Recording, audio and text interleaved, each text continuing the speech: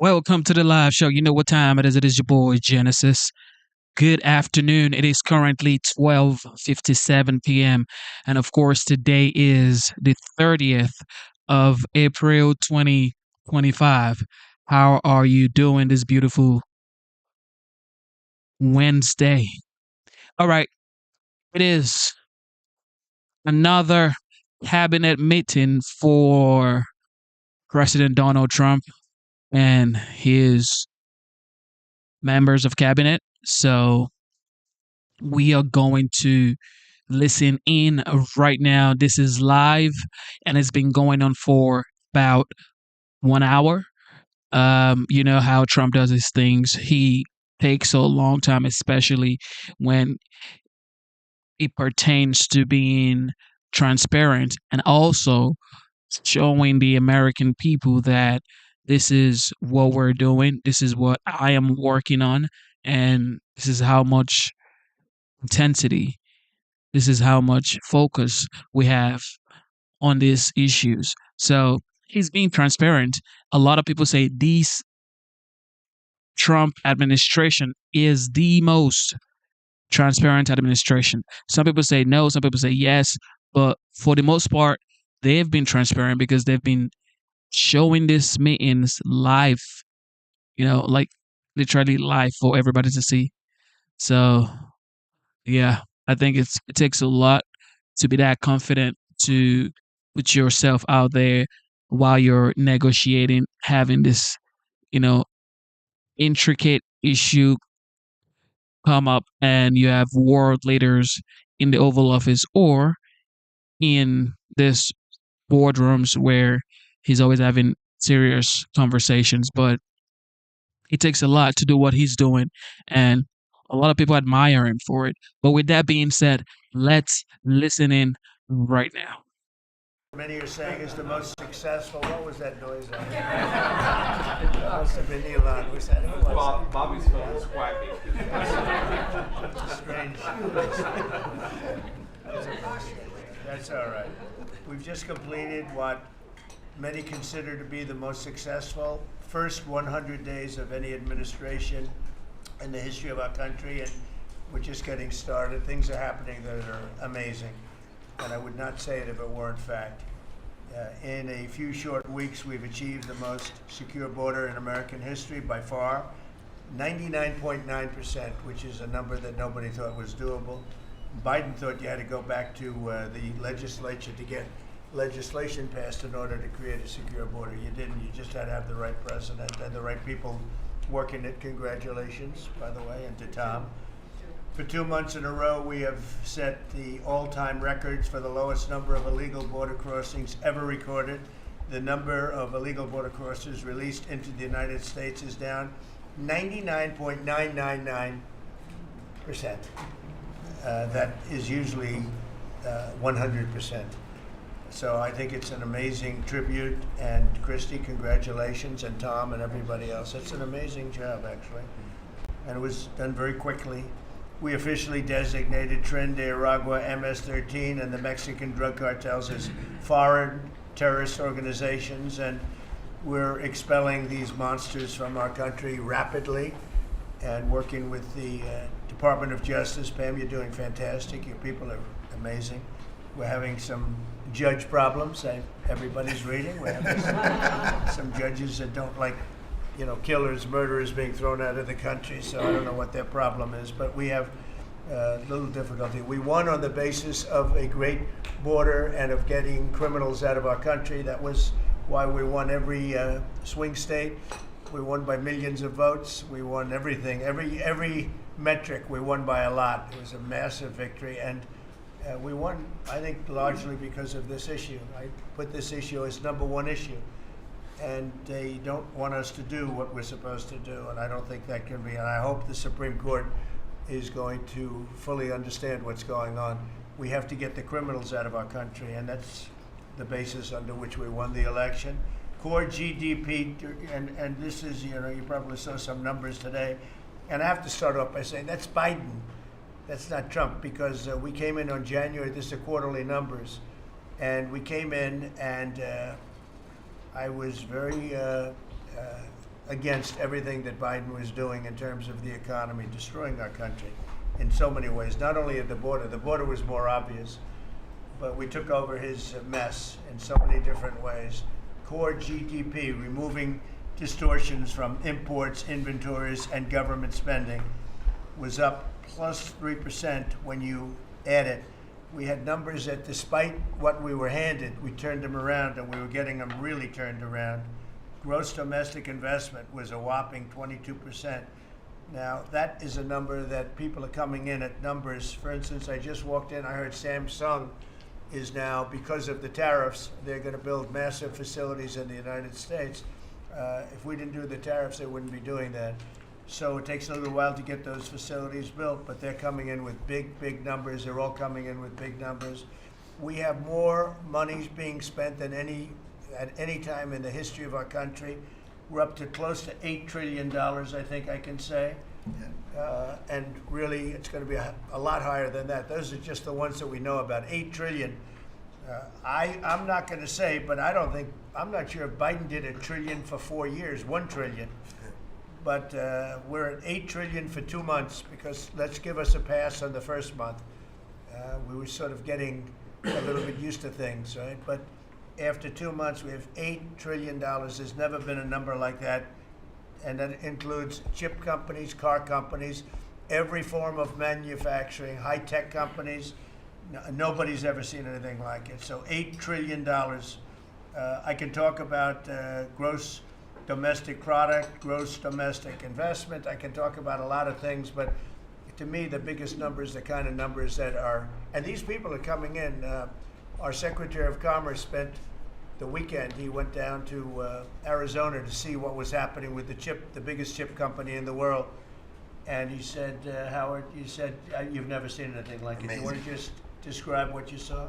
So they're investing $165 billion in 1,100 acres in Arizona, and they're building the highest tech chip manufacturing, semiconductors, and 4,000 employees. You know, American tradecraft, right? Technicians doing every kind of work. The classic foundation of America is building it. They had 14,000 people. They're expecting 40,000 people to build the rest of their plants and to employ 20,000 people for the rest of time. And This is all driven. You never saw a site like that. And this is all driven by your tariff policies. No chance this be happening without you.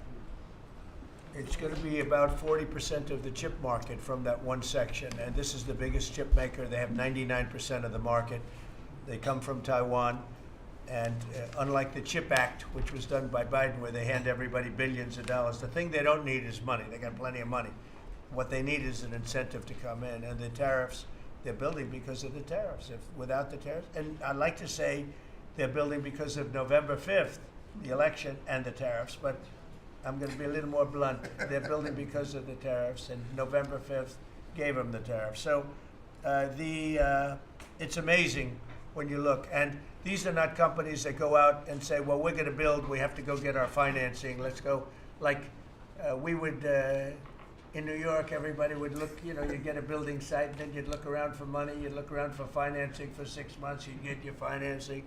You'd build your building, the market would be good, you'd make money, the market would be bad, it wouldn't be so pretty, you'd have to negotiate, This is different. These people have so much money, they don't know what to do. I asked Howard, did they finance it? No, they do it through cash. And they say that site, and they just started, they just announced it like a month ago, and they've already started. He said, I've never seen a site like it, so big. So, you're talking about essentially a $50 billion building. Now, if you build a warehouse for $50 million, that's a big warehouse, Scott. But a $50 billion building, that's a lot. They're building the electric, they've become a utility.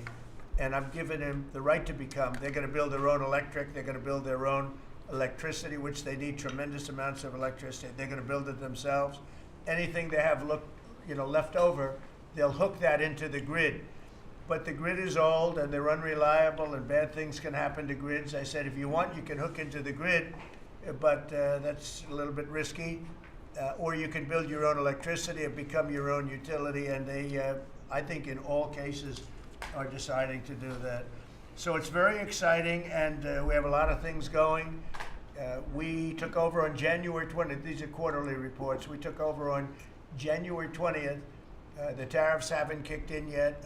I know that, and I don't want this to happen, but I know that China is doing very poorly right now.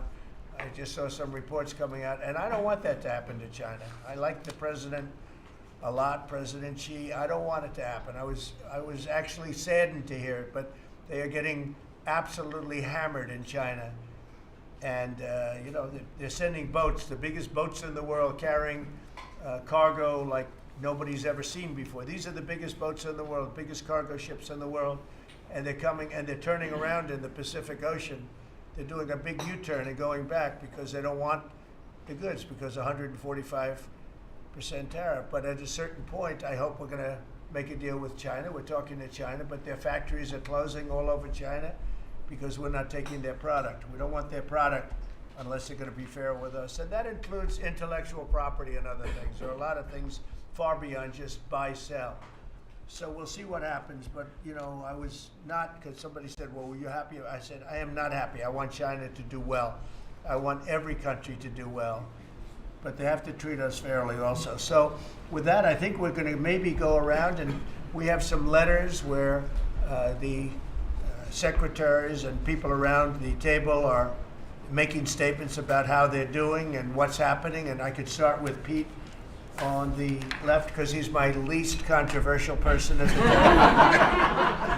No, they don't know how good he is.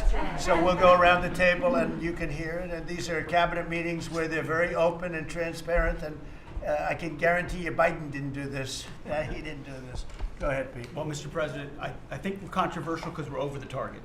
And like so many things, Mr. President, you inherited a demoralized military that couldn't recruit, that was perceived as weak after what happened in Afghanistan and elsewhere because of Joe Biden. And what we have seen since your election and the inauguration has been nothing short of a recruiting renaissance. It's true. Decades, it hasn't been decades since we've seen this kind of recruiting in the Army, the Navy, the Marine Corps, the Air Force. The men and women of America want to join the United States military led by President Donald Trump. And the police, by the way. Absolutely. And fire. I always mention the fire, but the police and fire, likewise they have waiting lists now, and 6 months ago was a disaster. Truly historic. We can barely absorb the volume and retention as well. Men and women in the military who don't want to get out now that they have a real commander-in-chief. We're reinforcing standards. We're going to be fit, not fat in our formations. We welcome back all the folks that were forced out because of the COVID mandate. We've ripped wokeness out of the military, sir, DEI, trans, and it's Fort Benning and Fort Bragg again at the DOD. We're rebuilding the military, sir. The Golden Dome is well underway. F-47, reassuring allies and deterring enemies. We found nearly $6 billion in DOGE savings that we're going to reinvest, including $50 billion from the Biden administration focused on things like climate that have nothing to do with lethality and warfighting. And we will have, as you said, sir, the first $1 trillion budget that we plan to spend wisely on behalf of our warfighters. From day one, sir, we've helped get 100% operational control of the border, coming alongside DHS and CBP. Right. We've got 11,000 troops on the border who now, because of the new national defense area, sir, can help detain illegals at the border and hand them over to CBP. It used to be if you saw camouflage on the border, they could hold binoculars, and that's it. Now we can detain and assist, and we're going to get 100% operational control of that border. Our NATO allies know they have to step up. The Houthis in the Middle East are feeling the weight of American power, and we're deterring communist China. So because of your leadership, sir, I believe we're making the military great again, and I thank you. Thank you very much. Thank you. Howard?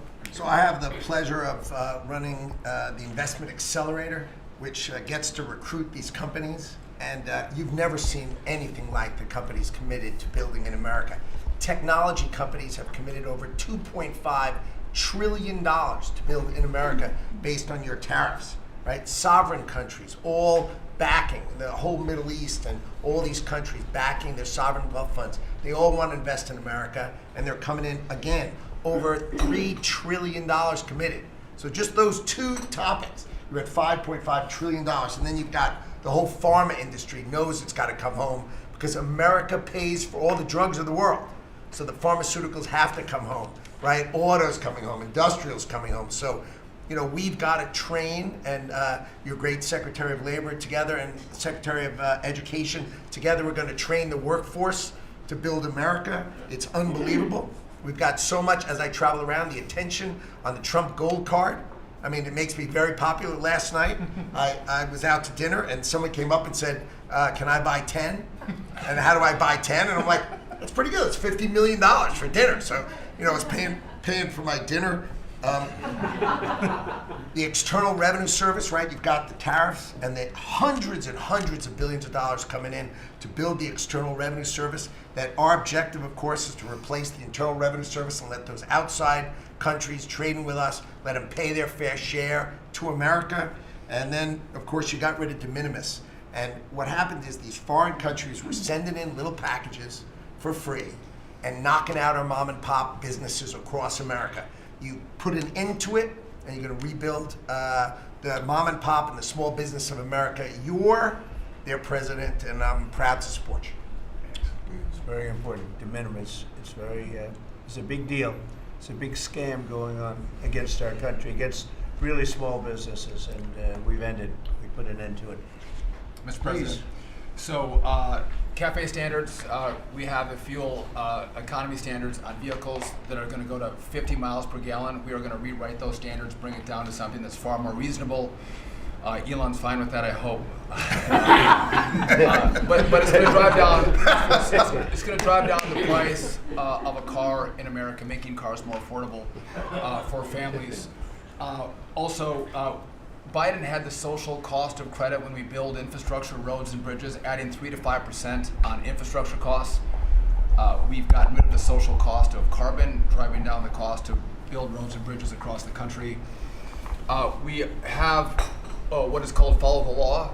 So we have so many states and municipalities that don't follow the law. So whether it's DEI, discriminating against Americans, whether they give illegals driver's license, or their sanctuary cities or states, if you don't follow the law, if you're giving license to illegals, if you're having DEI policies, we're not going to fund your projects. So you got to certify in your state or in your city to get road and bridge money or rail money that you're actually following the law, which includes the executive orders from you, Mr. President.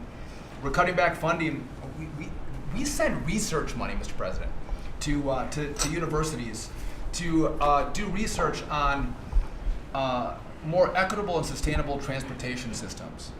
Projects that'll use data and public opinion to inform policy and infrastructure and technology benefiting diverse communities, including women and gender non-conforming people. Just stupid wastes of money.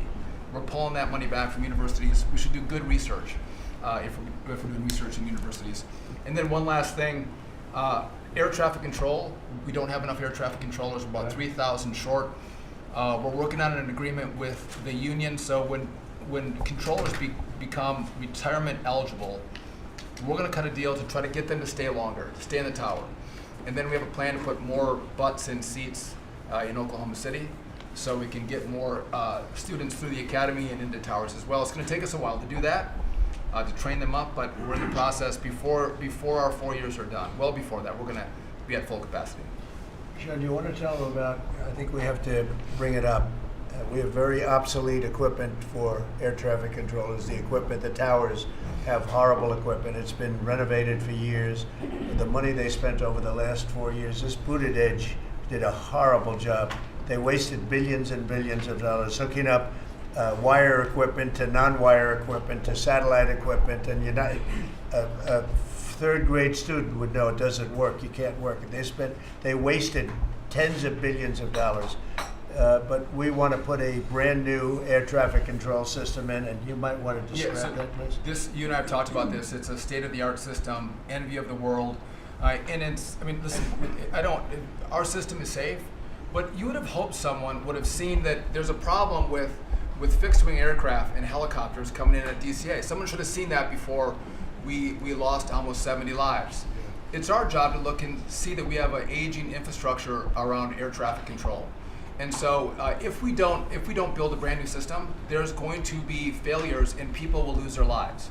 And so we need the help of Congress to help fund this, but it's going to be all brand new. And after you build a brand new system, we have the bedrock and the foundation to actually build on top of it. But no one has done this, Mr. President.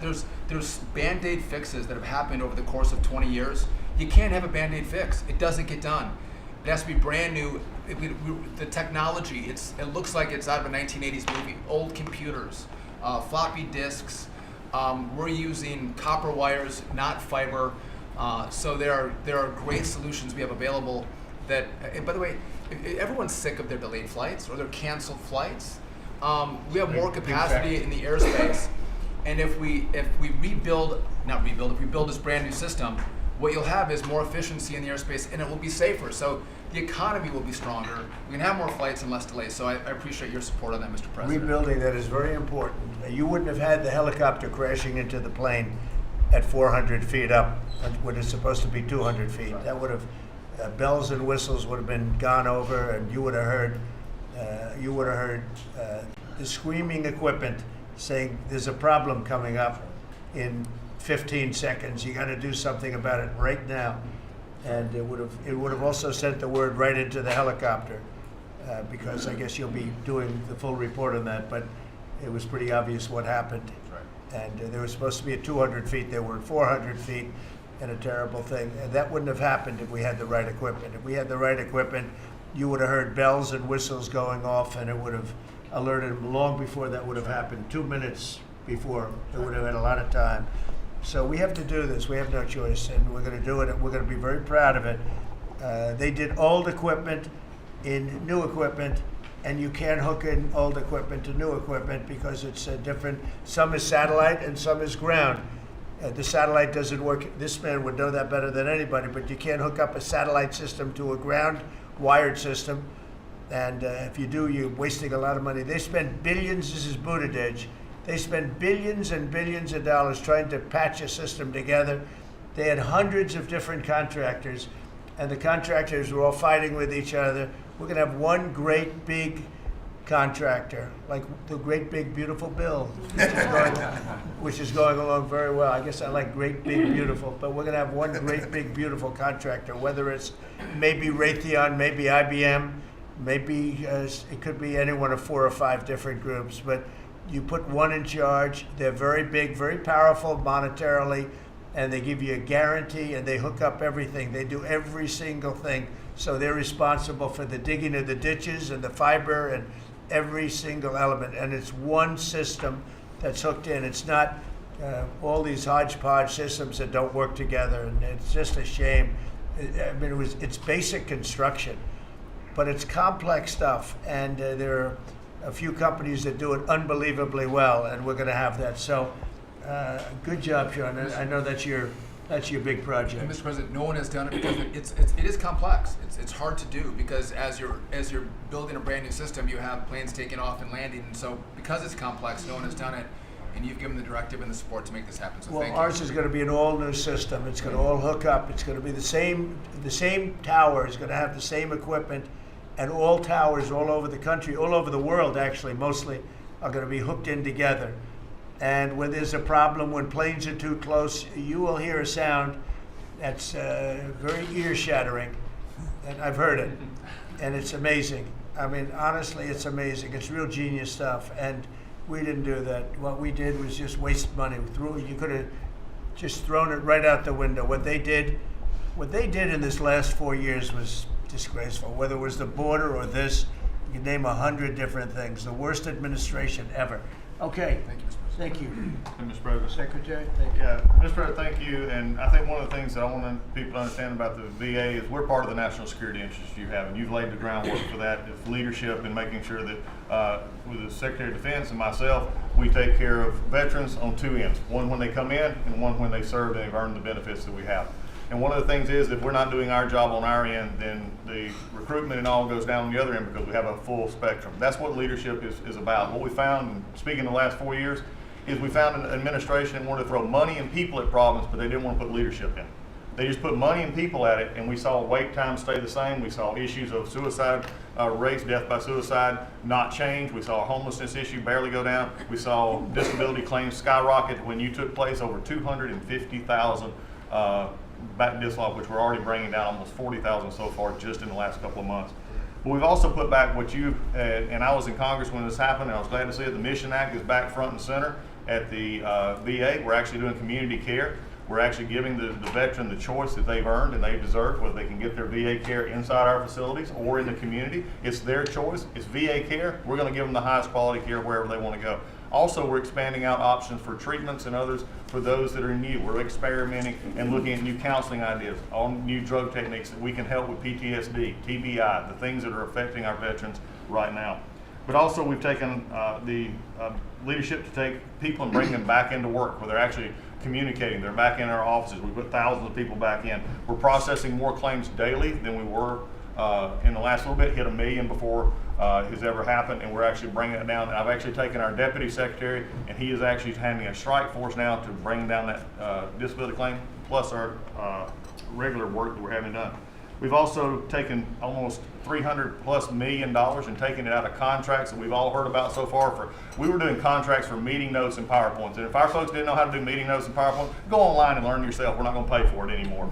And we took $360 million and put it back into community care and also our health records management system that we have. We've opened 6 new facilities just in the last little bit so all the media who wants to talk about how we're hurting healthcare, we just opened 6 new facilities.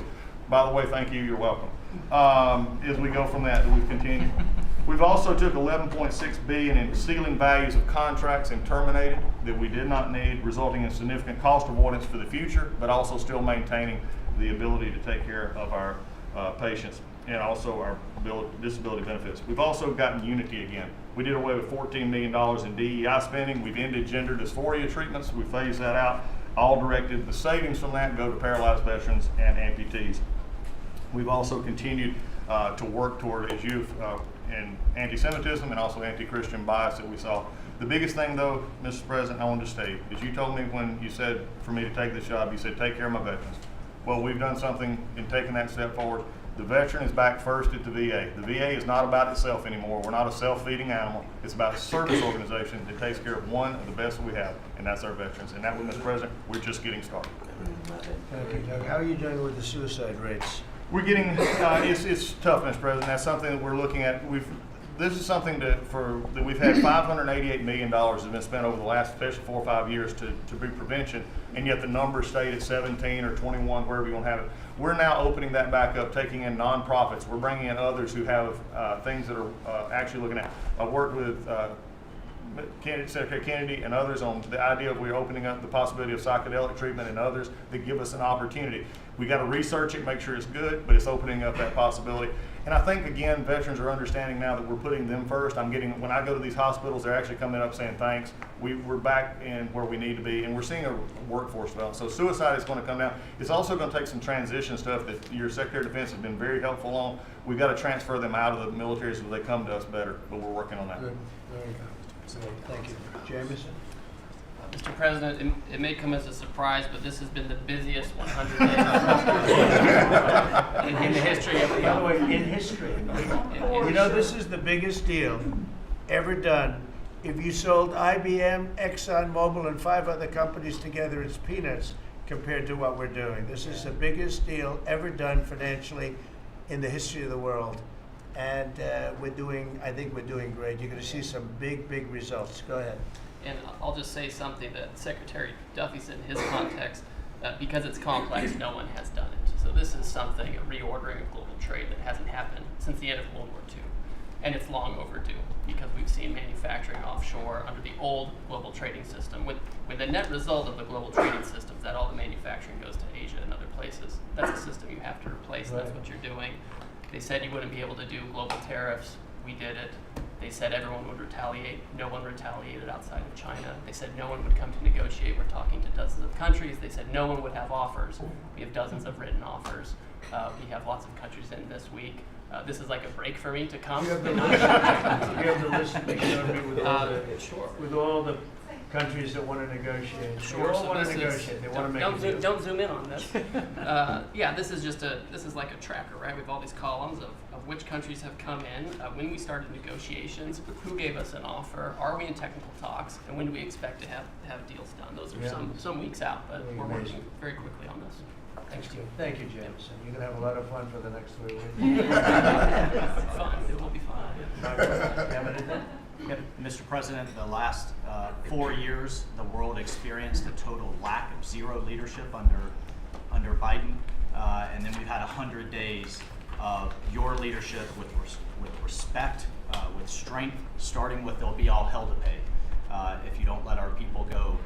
Dozens, over 40 Americans have come home under your leadership. Far more terrorists are no longer threatening the homeland under your leadership, holding all of these agencies together, including the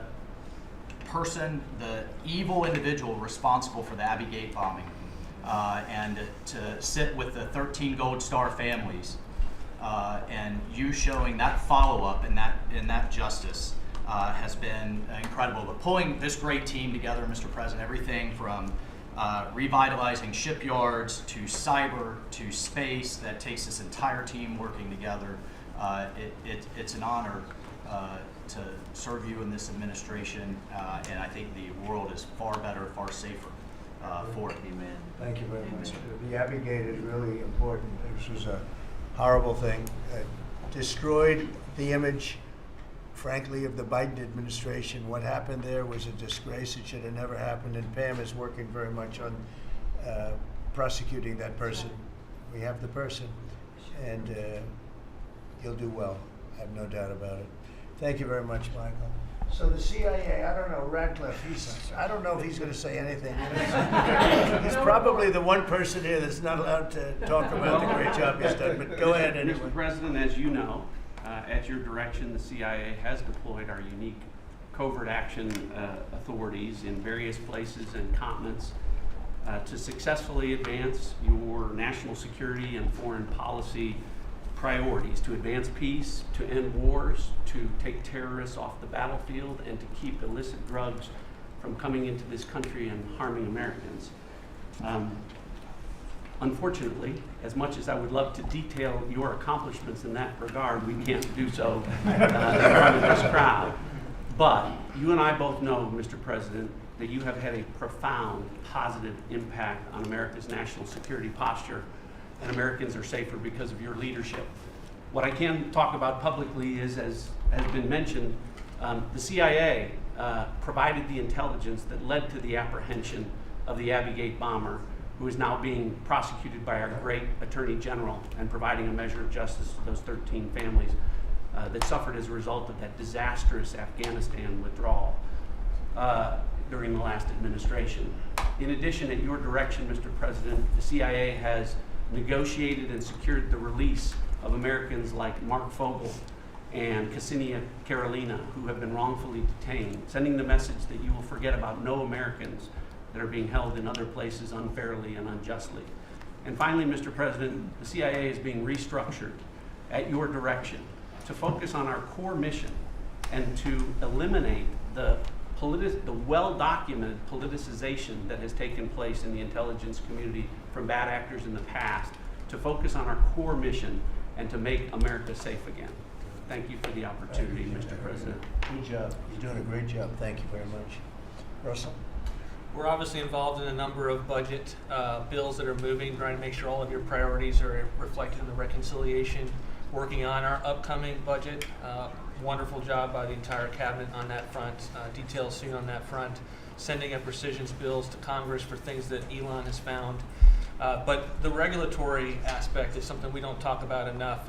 And right now you've given us a goal of 10 for 1. We are working right now with all of the agencies to rack up how big of a deregulatory agenda that we can have. When you came into office, you basically stopped $200 billion in costs to American families just by stopping the Biden regulatory agenda. That's about $2,000 per family.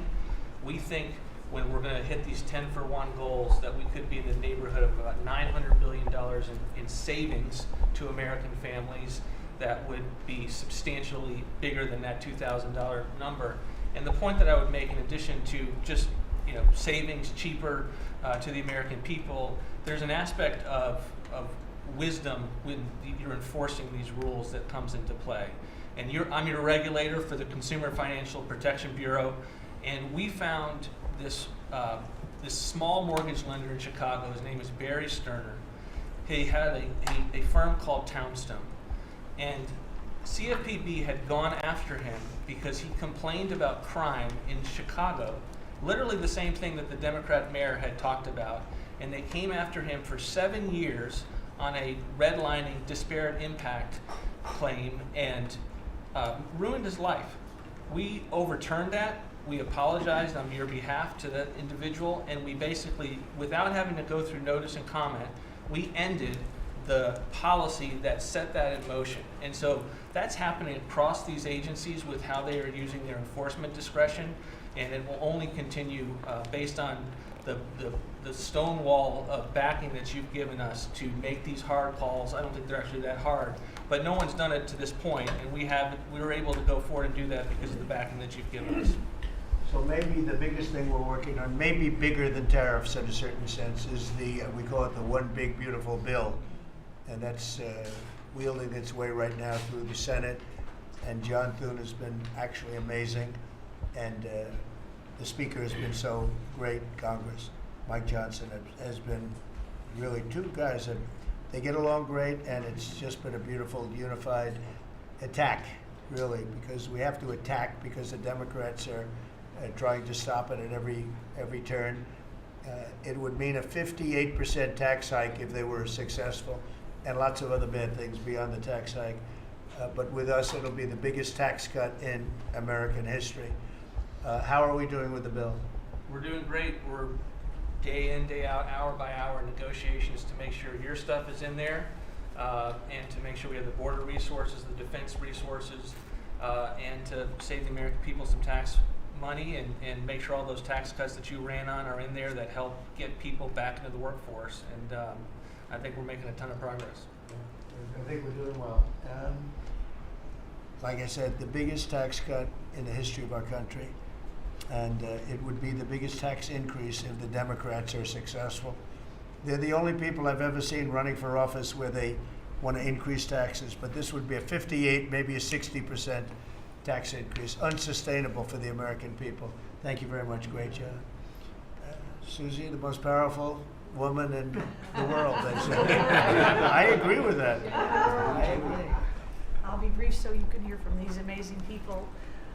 Congratulations to everyone on 100 days. That's been it's unparalleled in my memory, and best I can tell, ever.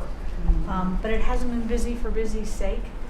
The president's promises made to the American people have been kept time and time and time again. You all have been out there spreading the word with community groups and states and media.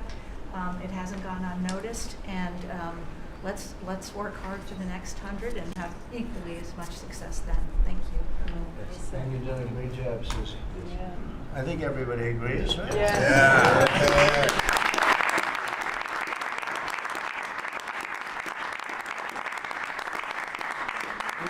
Do we have anybody that disagrees, please? In front of the media. In front of the media. Please raise your hand if you have the courage to do so. Anyway, go ahead. Yes, sir, Mr. President. Ran away. And you made it very clear that you wanted to put America first. And also from day one, you wanted to make housing affordable again, because we do have a housing affordability crisis in our country. And so at HUD, we've been cutting all the red tape and bureaucracy as it pertains to housing affordability and unleashing creativity of our builders and developers around our country and restoring local control. We took down the affirmatively furthering fair housing rule, as you know, which was a zoning tax from Washington. So no longer will Washington be picking winners and losers, but localities and elected officials in different states and cities will have that flexibility. Also, you alluded to securing the border, and such a great job has been done with all of our partners at the table. And at HUD, we want to make sure that the resources that we have now, which is American taxpayer dollars, In the Biden administration, they prioritize illegal aliens over the American people. And so we signed an MOU with Secretary Noem at DHS to make sure that HUD-funded housing only goes to American citizens and no longer will it go to illegal aliens coming across our border. We have about 9 million people living in subsidized housing in our country. 59% of illegal alien families use some sort of welfare program costing us $42 billion a year. And so we have prioritized American and American people only to live in HUD-funded housing. And also to make housing affordable, we also signed a partnership with Secretary Burgum at DOI to use underutilized federal lands as you campaigned on and promised to identify those lands to build affordable housing in our country so that people can realize the American dream. We also restored biological truth, as you did in sports. We have the equal access rule at HUD, which we took that rule down to ensure that at women shelters, that those that enter those shelters would be of the same sex, and that we would protect the ladies of our country. No longer will those that identify as women but are not women be able to enter our shelter, so that we can protect the ladies that we serve. Along with our DOGE task force, we identified over $2 billion in savings at HUD. $260 million at HUD were just in contracts, $4 million were DEI. And so we took those contracts down and de-obligated and sent back $1.9 billion back to the Treasury for the American people. Again, we want to be good stewards over the American taxpayer dollars. And so, Mr. President, thank you for your leadership in this. And we have a tremendous team at HUD, and I'm so grateful to be part of this team around this table to take care of the American people. And I consider it a great honor and humble to do so. Good job. Yes, sir. Thanks. Yes, sir. Appreciate it. Brooke? Well, I'm not sure if anyone's heard, but the price of eggs is down. I know it's news. Listen, sir, today as we celebrate the 100th day, I think that it's just such a joy and an honor to continue to do this work, so thank you for that. We have been obviously very focused on the cost of groceries, specifically eggs led the way, as you have so eloquently discussed over the last few months, and we're holding tight on a very significant decrease, which is great, and investing where we need to there. As I mentioned before the press came in, we have had a massive issue with Mexico on water, getting water to our farmers along the border for decades. When I worked in Texas 25 years ago, we were fighting with the Mexican government over the water then. You got involved about 2 weeks ago. That evening I started conversations, and as of just a few days ago, thanks to Secretary Rubio's great deputy secretary and I have been negotiating, and we hit the best deal, I believe, in history on behalf of our farmers, and thanks to your leadership and your strength on that.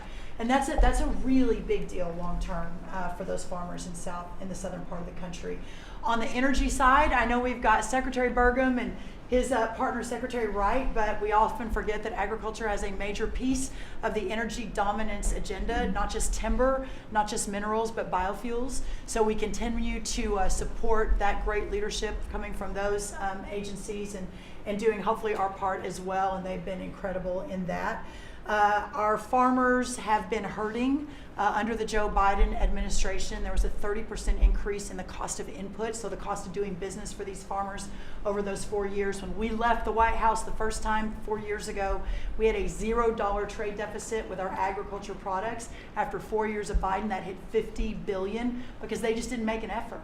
And so obviously that's $50 billion less dollars at a time of very thin profitability for our agriculture community. So the Congress passed because the last administration didn't get a farm bill done either, the farmers were hurting there. So Congress stepped in. I say all that and basically said $10 billion to move out. USDA, fastest in history, that money went out to those farmers that couldn't make plant their crops. And so I'm really proud of that, and you'll hear a lot of that from our farmers today, that this USDA is moving more quickly than any ever before. And we're not organizing money based on the color of skin and other ways, which was how the last administration was moving out. We've canceled $6 billion in contracts thanks to our great friend Elon Musk and his Doge team. A lot of those were DEI, gender, studying transgender mice. Who knew the racism in pest management? We've canceled all of it. We're going through a major restructuring. USDA is one of the biggest agencies. It's sort of a catch-all, and we're really downsizing and aligning around putting farmers first, which is really important. A big part of USDA though is food stamps. It is perhaps one of the largest, if not the largest, welfare program, and it's a supplemental nutrition program. Secretary Kennedy and I have been working very closely. We were in Texas yesterday talking about nutrition and agriculture. You can't make America healthy again without your farmers and your ranchers as your partner. So ensuring that our food stamp program and those at the bottom end of the socioeconomic ladder really have access to nutritious foods as we're facing an obesity crisis and a chronic disease crisis, which I'm sure Secretary Kennedy will touch on. And the final thing I'll say is this morning, Secretary Noem and I, together, and I brought a picture because I think this is important and it goes to why we're here. This is a South Dakota ranching family named the Mods. They are a fifth generation ranching family. Charles Mod, in his 30s, bought the ranch from his granddad, I'm going to show the press, when he was 17 years old. Those beautiful children, Lyle and Kennedy, his wife Heather. Under the Biden administration, they had, of their several hundred-acre operation, they used about 20 acres and had a fence that had been there since 1910 when their family took over the ranching operation. There had never been really any problem that had been brought to their attention. Perhaps there was a minor dispute over, again, 20 acres.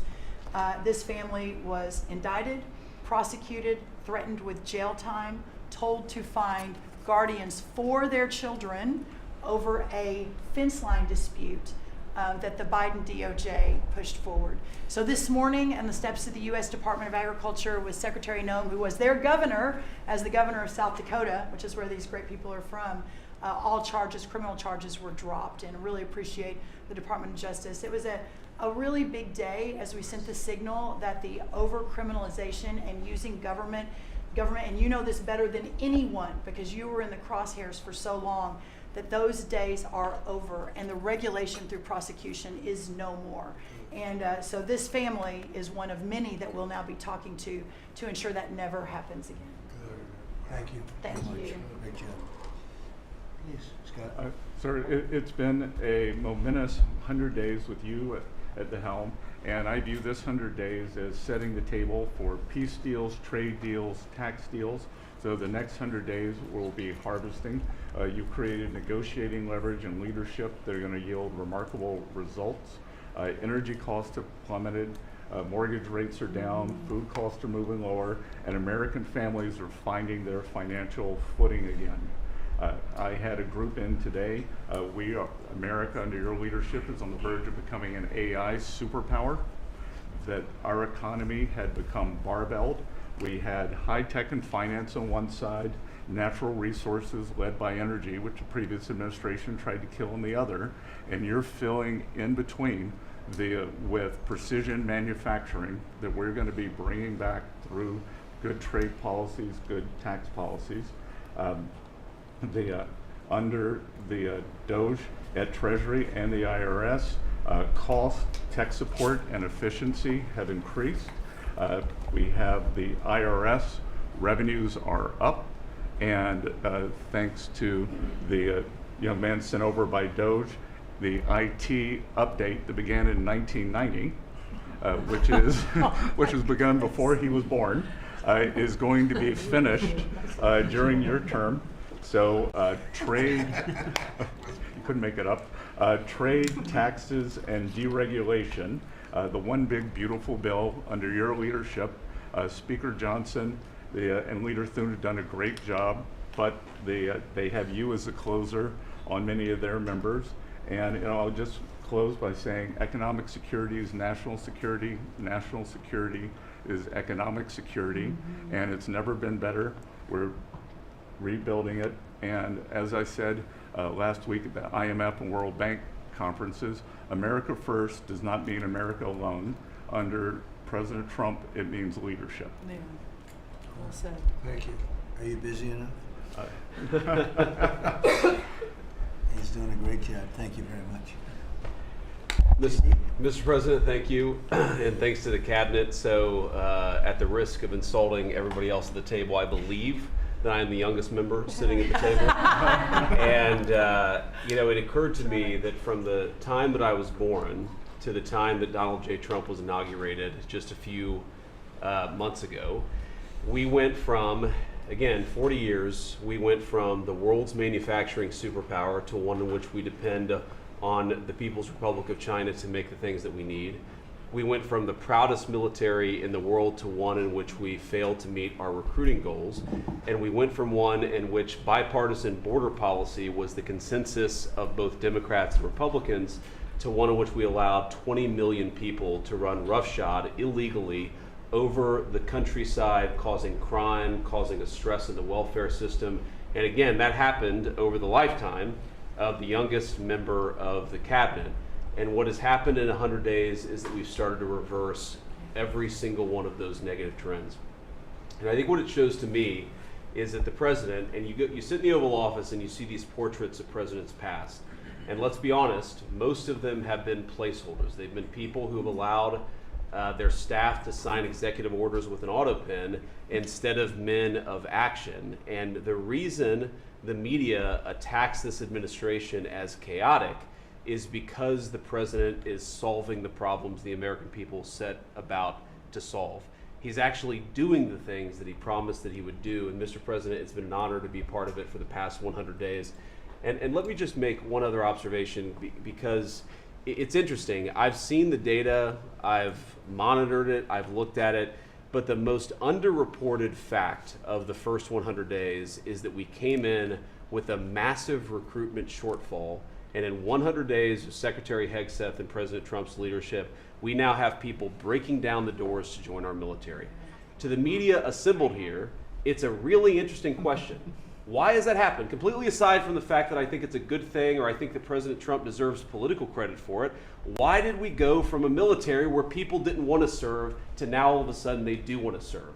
That's a story you guys should cover, but compared to that, how much time have you instead focused on the fact that we deported an MS-13 gang member with a valid deportation order, and why is it that the press is so focused on the fake BS rather than what's really going on in the country? I think that what we've shown, sir, is that you can do a lot. You can do a lot in 100 days, but you've also unfortunately revealed that too much of the American media hasn't learned the lessons of the past 40 years. Thank you, sir. Thank you. Thank you. Pam? President, your first 100 days has far exceeded that of any other presidency in this country, ever. Ever. Never seen anything like it. Thank you. Your directive to me was very simple. Make America safe. And despite that, we've still been defending over 200 civil lawsuits filed against you. On top of everything else, I think I'm representing every one of you in this room in some capacity. And no, you will not be arrested by the U.S. Marshals. Over 200 lawsuits, over 50 injunctions. And now we've got multiple cases in front of the Supreme Court, and we will succeed, and we are doing great in front of the Supreme Court, President, and we'll continue on with that. I was at DEA yesterday, and they said to me, you, Donald Trump, have taken the handcuffs off of DEA agents. And as a result of, since you have been in office, President Trump, your DOJ agencies have seized more than 22 million fentanyl pills, 3,400 kilos of fentanyl since you've been your last 100 days, which saved, are you ready for this, media? 258 million lives. Kids are dying every day because they're taking this junk laced with something else. They don't know what they're taking. They think they're buying a Tylenol or an Adderall and a Xanax, and it's laced with fentanyl, and they're dropping dead, and no longer because of you, what you've done. ATF, since you've been in office, President, along with DOJ agencies, seized 14,500 guns off the streets. Why aren't people reporting that? 651,000 rounds of ammo. That's up 151% from 2024. That's keeping America safe. We've rescinded death penalty. We are now seeking the death penalty on cases. I'm signing death warrants. We are going after terrorism. We are going after arsonists. Whether you're burning Teslas, we will see. We've arrested 9 people so far in 7 jurisdictions. No negotiations, 20 years in prison. Or you're burning down the governor's mansion in Pennsylvania. We will be there to protect you. And I've been talking to Governor Shapiro, and he greatly appreciated you reaching out as well. ISIS terrorist, we got one in New York, right around the corner. We got an ISIS terrorist in New York. We have an October 7th task force. We just broke up a huge human trafficking ring by the Sinaloa cartel. 1,000 pounds of methamphetamine on our streets. Ton of fentanyl, 20,000 Molly pills. Those are the drug of choice among at clubs and bars for young kids. They were fake, but you know what they had in them? Fentanyl. That's 20,000 lives saved because of you, right there. We brought back 29 cartel members from Mexico at your direction, and one killed the Kiki Camareno, a DEA agent, in 1985, and many of us got to talk to his widow and his son, who is now a judge. And they started crying. They have tried to get that guy back forever, and thanks to so many of you in this room working together, they have justice. They were crying on the phone because of what you did, President Trump. Thank you. We're going after anti-Semitism. We're unleashing everything you told us. No more DEI, no more weaponization. We have rescinded, as I said, 200 policies. And I could go on all day long, but we are doing everything in our power to keep America safe at your direction. Thank you, Bill. Thank Great you, job. President. You're really doing a great job. Thank Thank you you. very much. Okay, let's go. Nice to see you, Mr. President. Well, first of all, I think what you've heard amongst this team is the leadership, because it's given us the latitude really to collaborate amongst each other, not only in this room, as Jameson mentioned, we kind of get a break for a couple of hours here, but we stay in contact actually every other day that we're working for you. And I think what that says is, I was speaking to, for instance, the Farm Bureau of Texas yesterday. I'm not the Ag Secretary, but it matters to the workforce. I'm working with the other secretaries, Lutnick and McMahon, on education and the workforce investments that you've asked me to do. Because as you've come in and negotiated these great repatriation of these companies and the investments, we're going to need that workforce to build back this economy. And I couldn't see that more as I've kicked off my 50-state tour. We've been in 5 states so far. We'll finish all 50 states by the end of the year. And what we're talking to is the American workforce and these companies about what the market demand is. That's the difference, that we finally have made that connection. What do they need? How quick do they need it? And how fast can I get these either apprenticeships toward that million that we've put that lofty goal? We've already added 80,000 new apprenticeships already just since January. So at the Department of Labor, that tour has kicked off, and I couldn't be more honored to be on the ground and see my colleagues that we're passing in the skies, but we're on the ground together because we're all collaborating together. One of the things that we're talking about, illegal immigration, I have put states on notice. I warned all 50 governors that if they continue to reward illegal immigration by treating unemployment benefits as a handout, they're going to lose their federal funding as well. We can no longer continue to give unemployment insurance to illegal immigrants, and so I've let those governors, and I sent out that letter last week. We also eliminated discriminatory DEI offices within the department, specifically the Office of Federal Contract Compliance Programs. Most of our federal contracts were really just to focus on DEI enforcement. We were really punishing a lot of these companies. If they weren't complying, they weren't going to have a federal contract. We've let go of that program completely. $4.4 billion in unspent COVID funds came back to the Treasury from the CARES Act. Billions were collecting dust in these coffers, in the state coffers. We've asked for that money back to return to the Department of Treasury. We saved $250 million by canceling America Last, is what I call it, foreign handouts, including funding for things like transparency and accountability for Uzbekistan cotton industry. It doesn't make sense that we're funding, these foreign, and thank you to DOJ and to the government efficiency, what we have found with the fraud that we're seeing. I mean, some of these things are so ridiculous, you can't believe it. No, I write them down and I read them more Uzbekistan than once. cotton Like this farmers? county trip. Yeah, it doesn't It make sounds like sense. a comedy sketch. That's right. And so again, with the executive order preparing Americans for high-paying, skilled trade jobs of the future, that's our goal.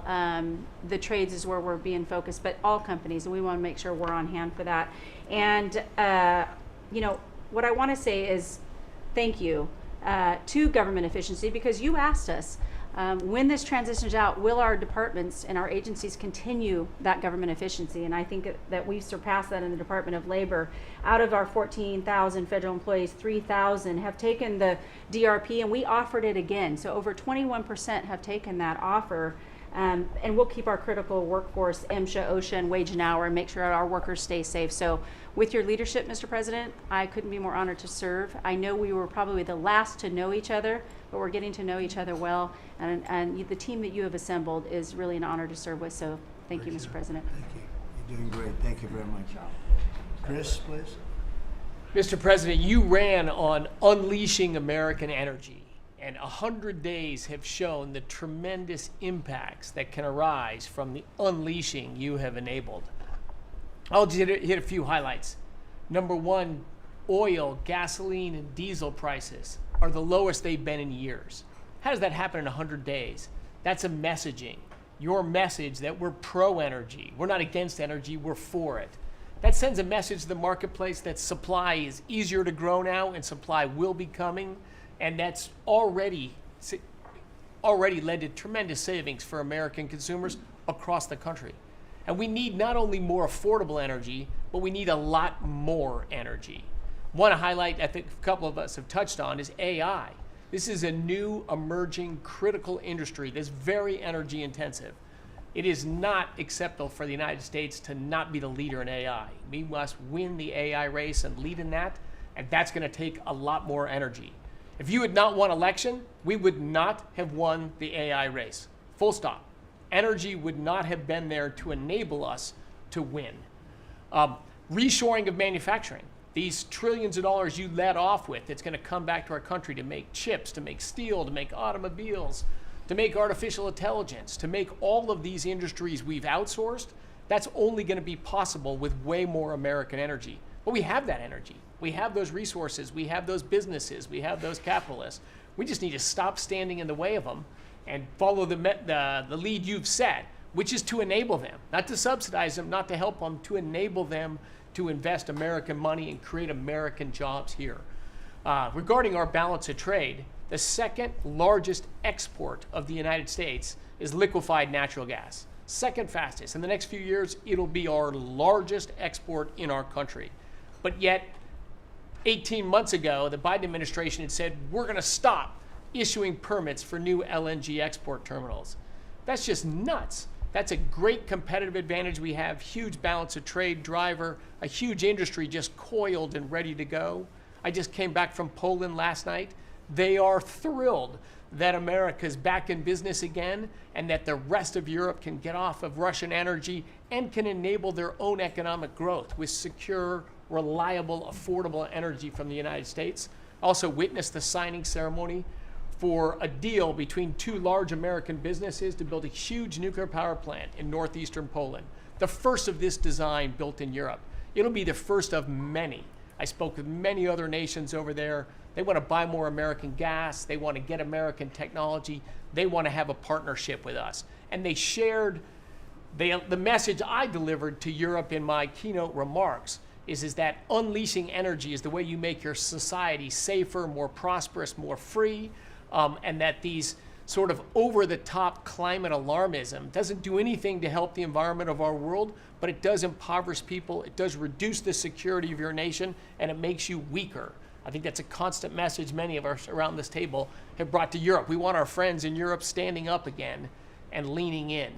A lot great is happening under your leadership. We're unleashing consumer products that Americans wanted to buy that Biden was making illegal. I'll be in Georgia on Friday at Rinnai's manufacturing plant. Tankless natural gas water heaters. Incredibly popular product. They almost became illegal. The return of common sense is incredibly welcome across this country, across the world. And back to Elon, that extra thing, we're going to deliver all of this with less people, less money, less burden on the U.S. taxpayers. Not smaller departments and smaller services, better, more thoughtful services done more efficiently and smarter. The way you'd have to run a business. We've got to get our fiscal house in order, and you and the people around this table are making it happen. Thank you, Mr. President. I'm honored to be here. Good job. Thank you very much. Please. Yes, Mr. President. You are 100% correct. The border is 99.99% safe, under control. You have completely reversed the entire situation. In fact, the day before yesterday, I was down in El Paso, and those Border Patrol agents are so impacted by how you have changed things in a year. They have put up huge pictures that say, under the Biden administration, the mobs of people that were pushing through razor wire and trampling children, and the chaos and the violence that was happening at that same location, they have a picture there that says, this is what the Biden administration looks like, and this is what the Trump administration looks like. It's peaceful. People who do business between Mexico and America are coming through. They're doing it legally. They're following the law, and it's all because of what you've done and what you've empowered them to do. The recruitment for Border Patrol is through the roof.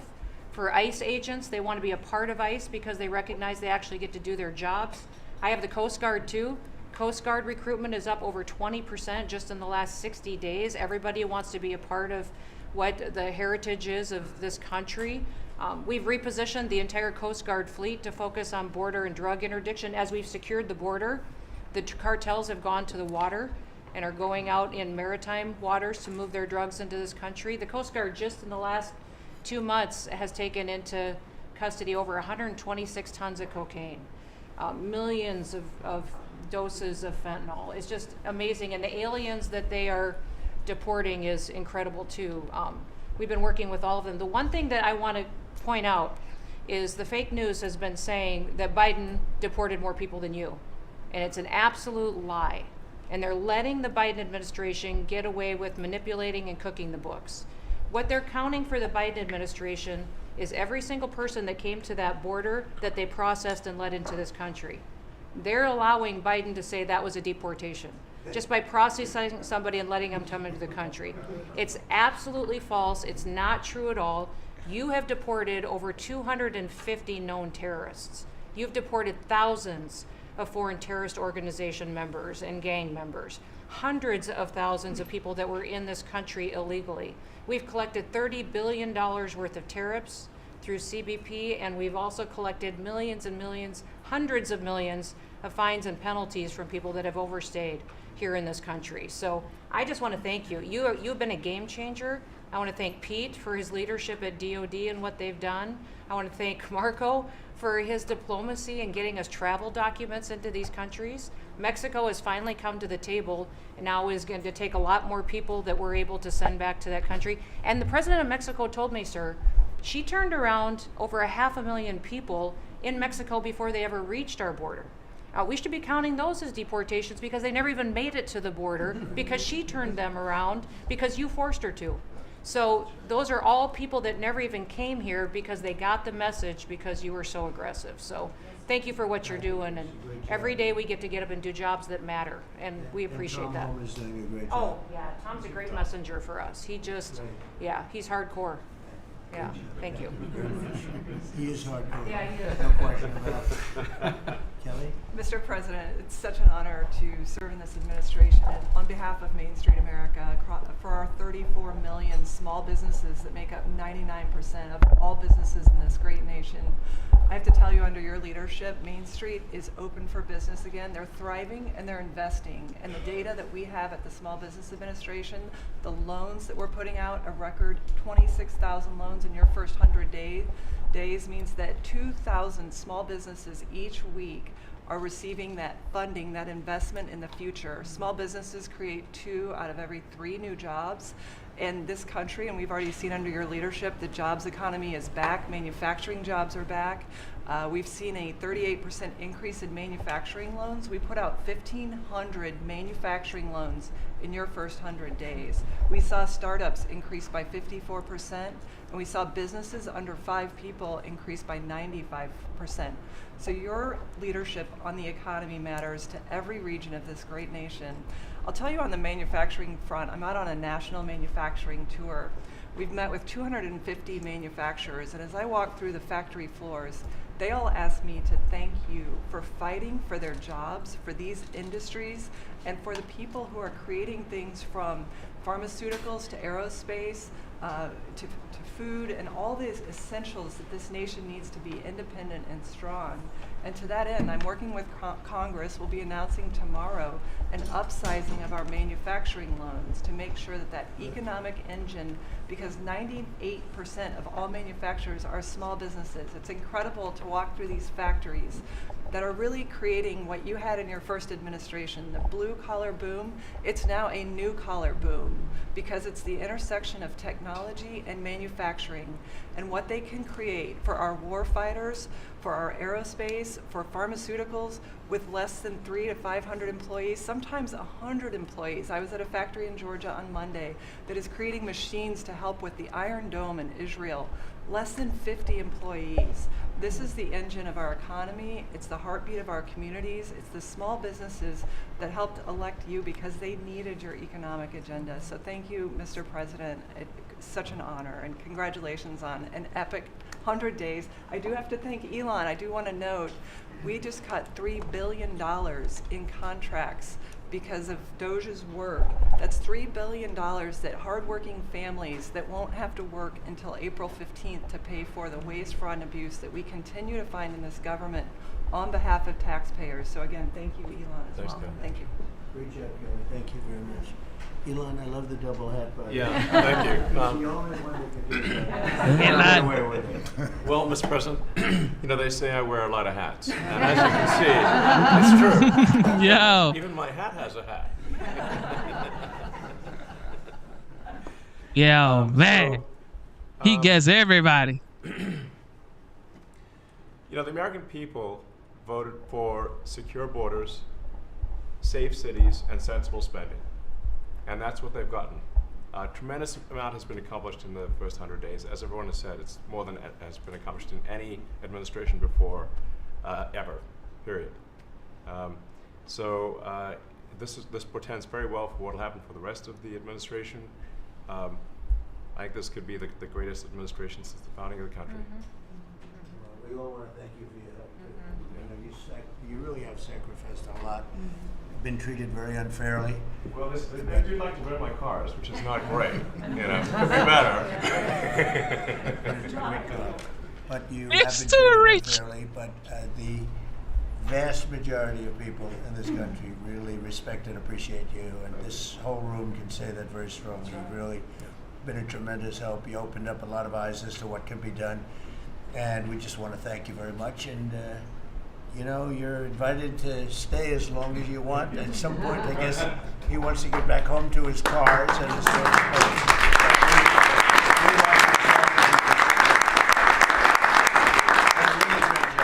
You've done an incredible job. $150 billion. Think of this. Yeah. 160 now. 160. They said, oh, it could have been more. And a lot of stuff is being worked on. That number could be doubled and even tripled. A lot of things are being worked on that we don't count yet because it's not quite there. But you've done a fantastic job, and we appreciate it very much, Elon. You know Thank that. you. And it's also an honor to work with your incredible cabinet. I just like to say thank you, everyone, for it's great to work with you. Thank you very much. Thank you. Mr. President, congratulations on this truly historic first 100 days of your administration. Really only made possible by your focused leadership on delivering the mandate the American people gave you. You've empowered all of us to deliver that mandate. And I'm grateful to have the privilege of leading the intelligence community towards ending the weaponization, politicization of the intelligence community that's gone on for far too long.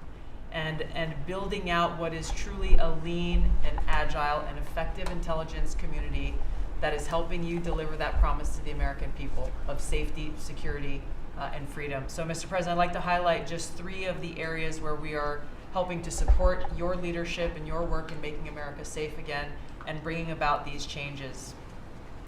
First of all, because of your designation of cartels as foreign terrorist organizations, I took immediate action with our National Counterterrorism Center to prioritize their focus on those terrorists and gang members who are trying to enter our country through legal or illegal means, and to seek out those who already are here in our country because of the Biden administration's 4 years of open borders. We've been working very closely with your great Attorney General's team at the DEA to get these known cartels into our systems, to be able to stop them at the border, and turning over names to Department of Homeland Security, and the FBI to be able to find those who are already here in our country. Just the other day, we found 700 alien terrorists who have ties to MS-13, Tren de Aragua, and the Sinaloa cartel.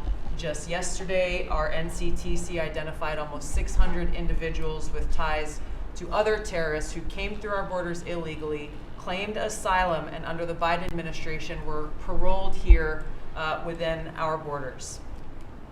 Secondly, Mr. President, like too many organizations in the federal government, the ODNI has become very bloated with too much waste and abuse going on within the organization. We've done a few immediate steps. We are doing more. The ODNI is 25% smaller and more lean today than it was when I walked in the door and when you took office. Secondly, we have just this morning actually shut down a human capital office. As soon as you issued the executive order to stop all DEI activities, we did that, shut down the DEI office, but we discovered this human capital office that was essentially a slush fund for DEI initiatives, hidden under the guise of human capital, that closed down this morning, saving taxpayers $150 million. We'll soon be announcing an additional $2.6 billion in savings with other programs and contracts that do nothing to ensure our national security interests. And lastly, we're working every day to hold the deep state accountable, to end the politicization, weaponization of the intelligence community. This past week, I sent 3 criminal referrals for illegal and unauthorized leaks to the media of classified intelligence for prosecution. We have 11 more that are under investigation.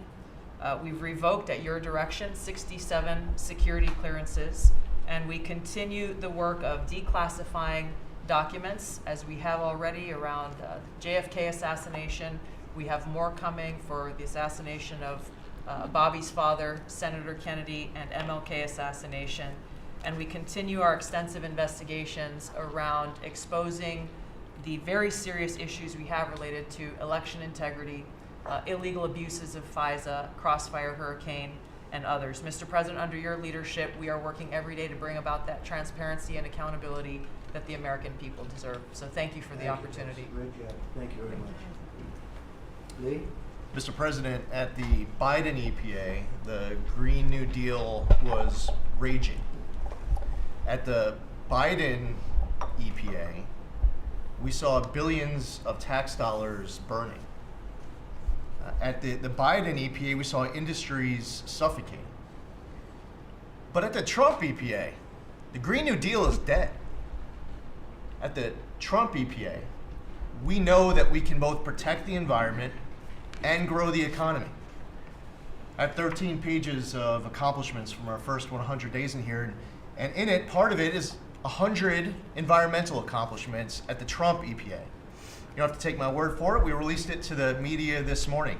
Every single day that President Trump is in this office, there will be a major environmental accomplishment every single day of the Trump administration. At the Trump EPA, we're also launching what is the largest deregulatory action in the history of the country. We're going to be giving our director of the OMB a whole lot of work because we inherited a big mess from the Biden EPA. And working with Elon and Doge, I've canceled now $22 billion worth of grants. Now today is a special day for many reasons. The biggest reason why we're here is that this is the 100th day of the most consequential, historic first 100 days in the history of this country. Today, while we're here, the House of Representatives is voting on Congressional Review Act bills, considering the EPA waivers that were given to California's tailpipe emissions, where California set their own standards. But there should be one national standard, and right now, Congress, on the House side, is going to be voting on that today. On a personal note, while this is a bit outside of the EPA jurisdiction, today is my last day serving in the United States Army. And I first signed up towards the end of the 90s. And I've had a chance to see a lot of national security teams over the course of the last 27 years. There has never been a national security team ever assembled that had the backs of our warriors, like this national security team right now. And we have never had a president so deeply committed towards ending foreign wars instead of starting new ones. There's a reason, Mr. Vice President, why everyone is racing to join our Department of Defense. We have a Secretary of Defense who, with all due respect to our great president, would probably rather be swimming with Navy SEALs right now, be running somewhere in the Middle East with our service members. And from our Secretary of Defense to our Secretary of State, our Vice President, and more. I just want to say thank you as a veteran of our military for assembling what is the greatest national security team that I have ever seen in my 27 years associated with the United States Army. Has Pete signed off on his retirement leave? Welcome to the VA.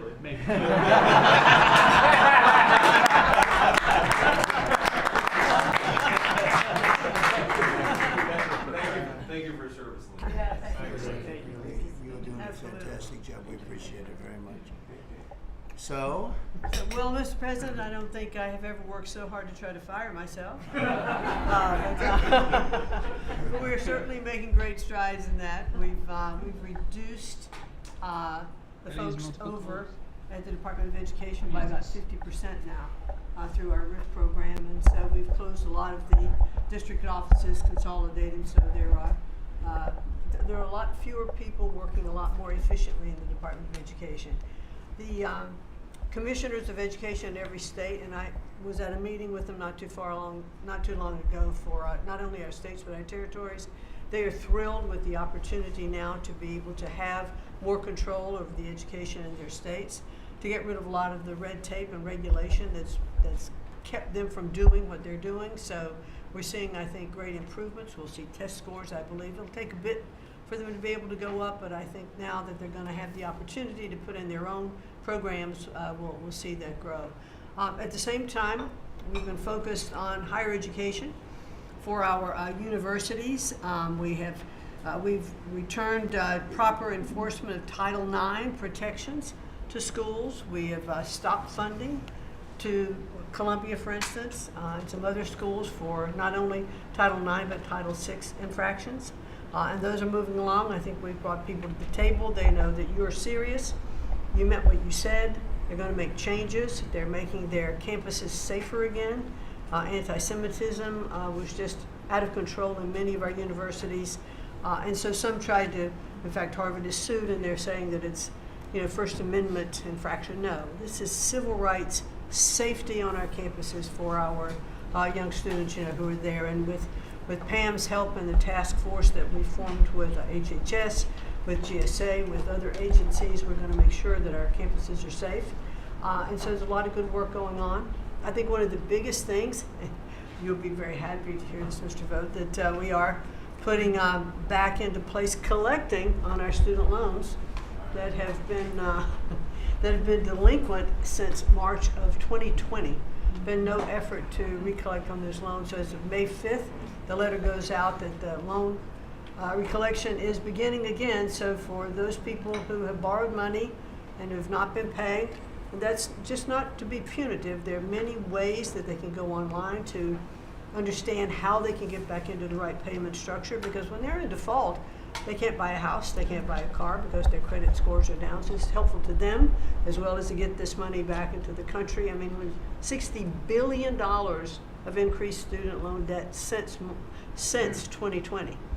And in total, we've got almost $1.7 trillion in student debt. So we're gonna start getting it back.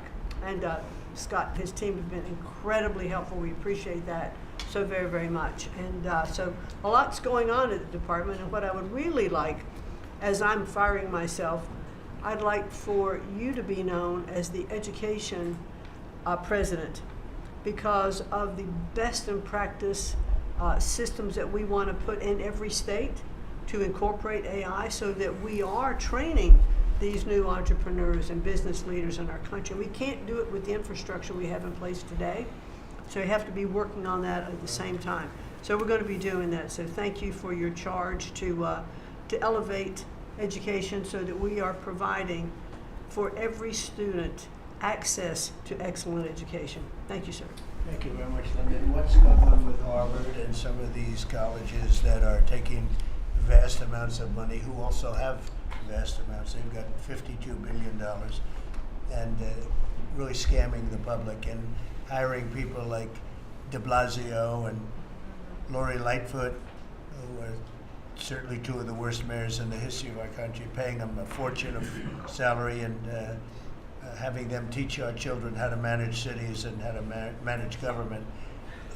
What's the word as of this morning on, let's say, Harvard? Well, we're negotiating with them. When we went back to them to say we'd welcome them back to the negotiating table, their response was a lawsuit. So Pam and her team are helping work with that, and I am, enjoying the fact not only am I firing myself, but I'm now being sued fairly regularly by different departments of education. But we're staying tough with them.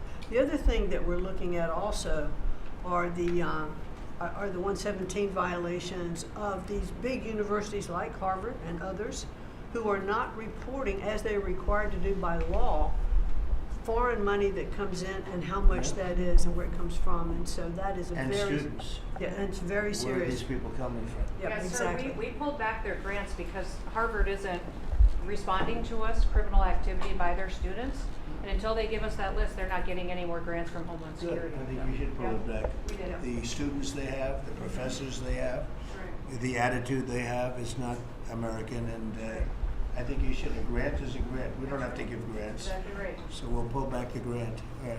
Very good. Thank you very much. Thank you. Bobby? Mr. President, thank you for your extraordinary leadership. Over the past 100 days, we are already making America healthy again. We announced last week the ban on the 9 petroleum-based synthetic dyes, food dyes. Within 2 years, within 2 months, we're going to ban the worst 2 of them.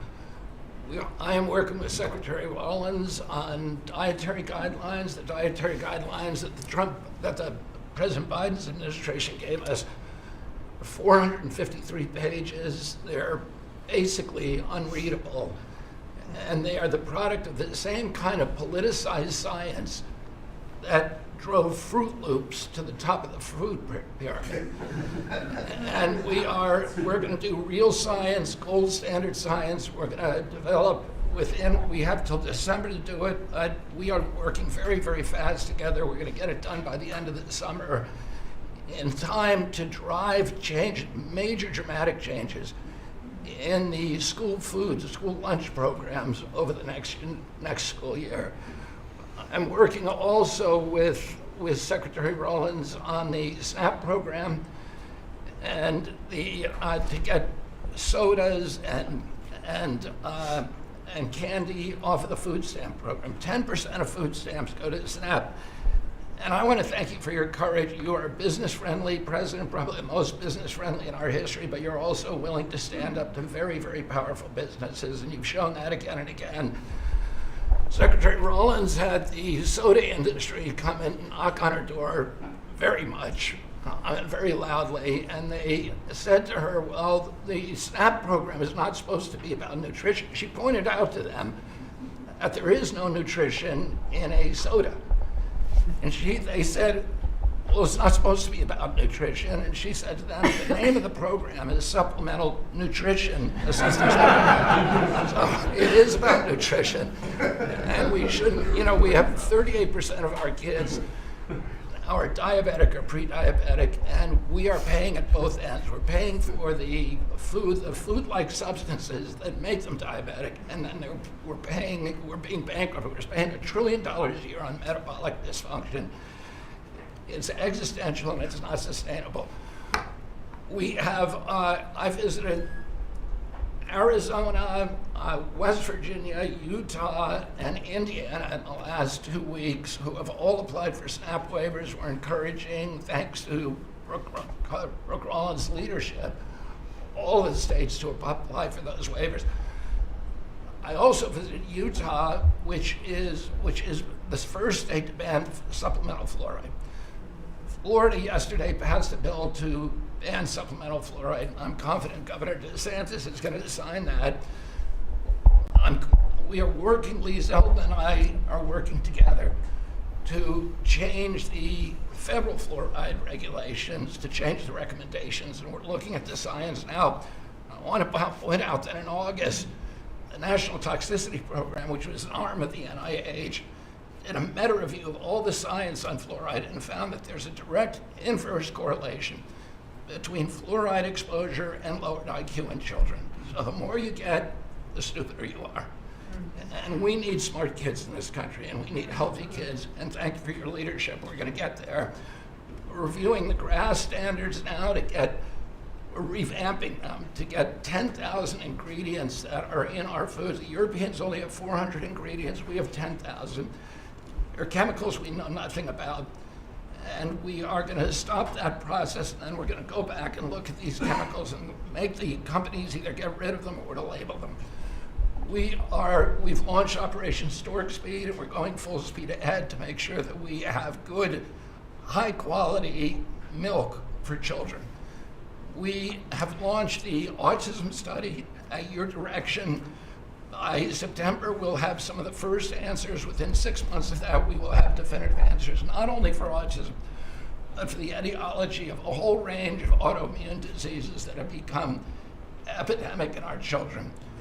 We have ended HHS as the role as the vector, the principal vector in this country for child trafficking.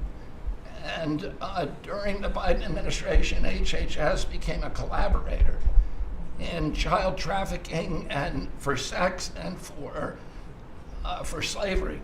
And we have ended that, and we're very aggressively going out and trying to find these children, the 300,000 children that were lost by the Biden administration.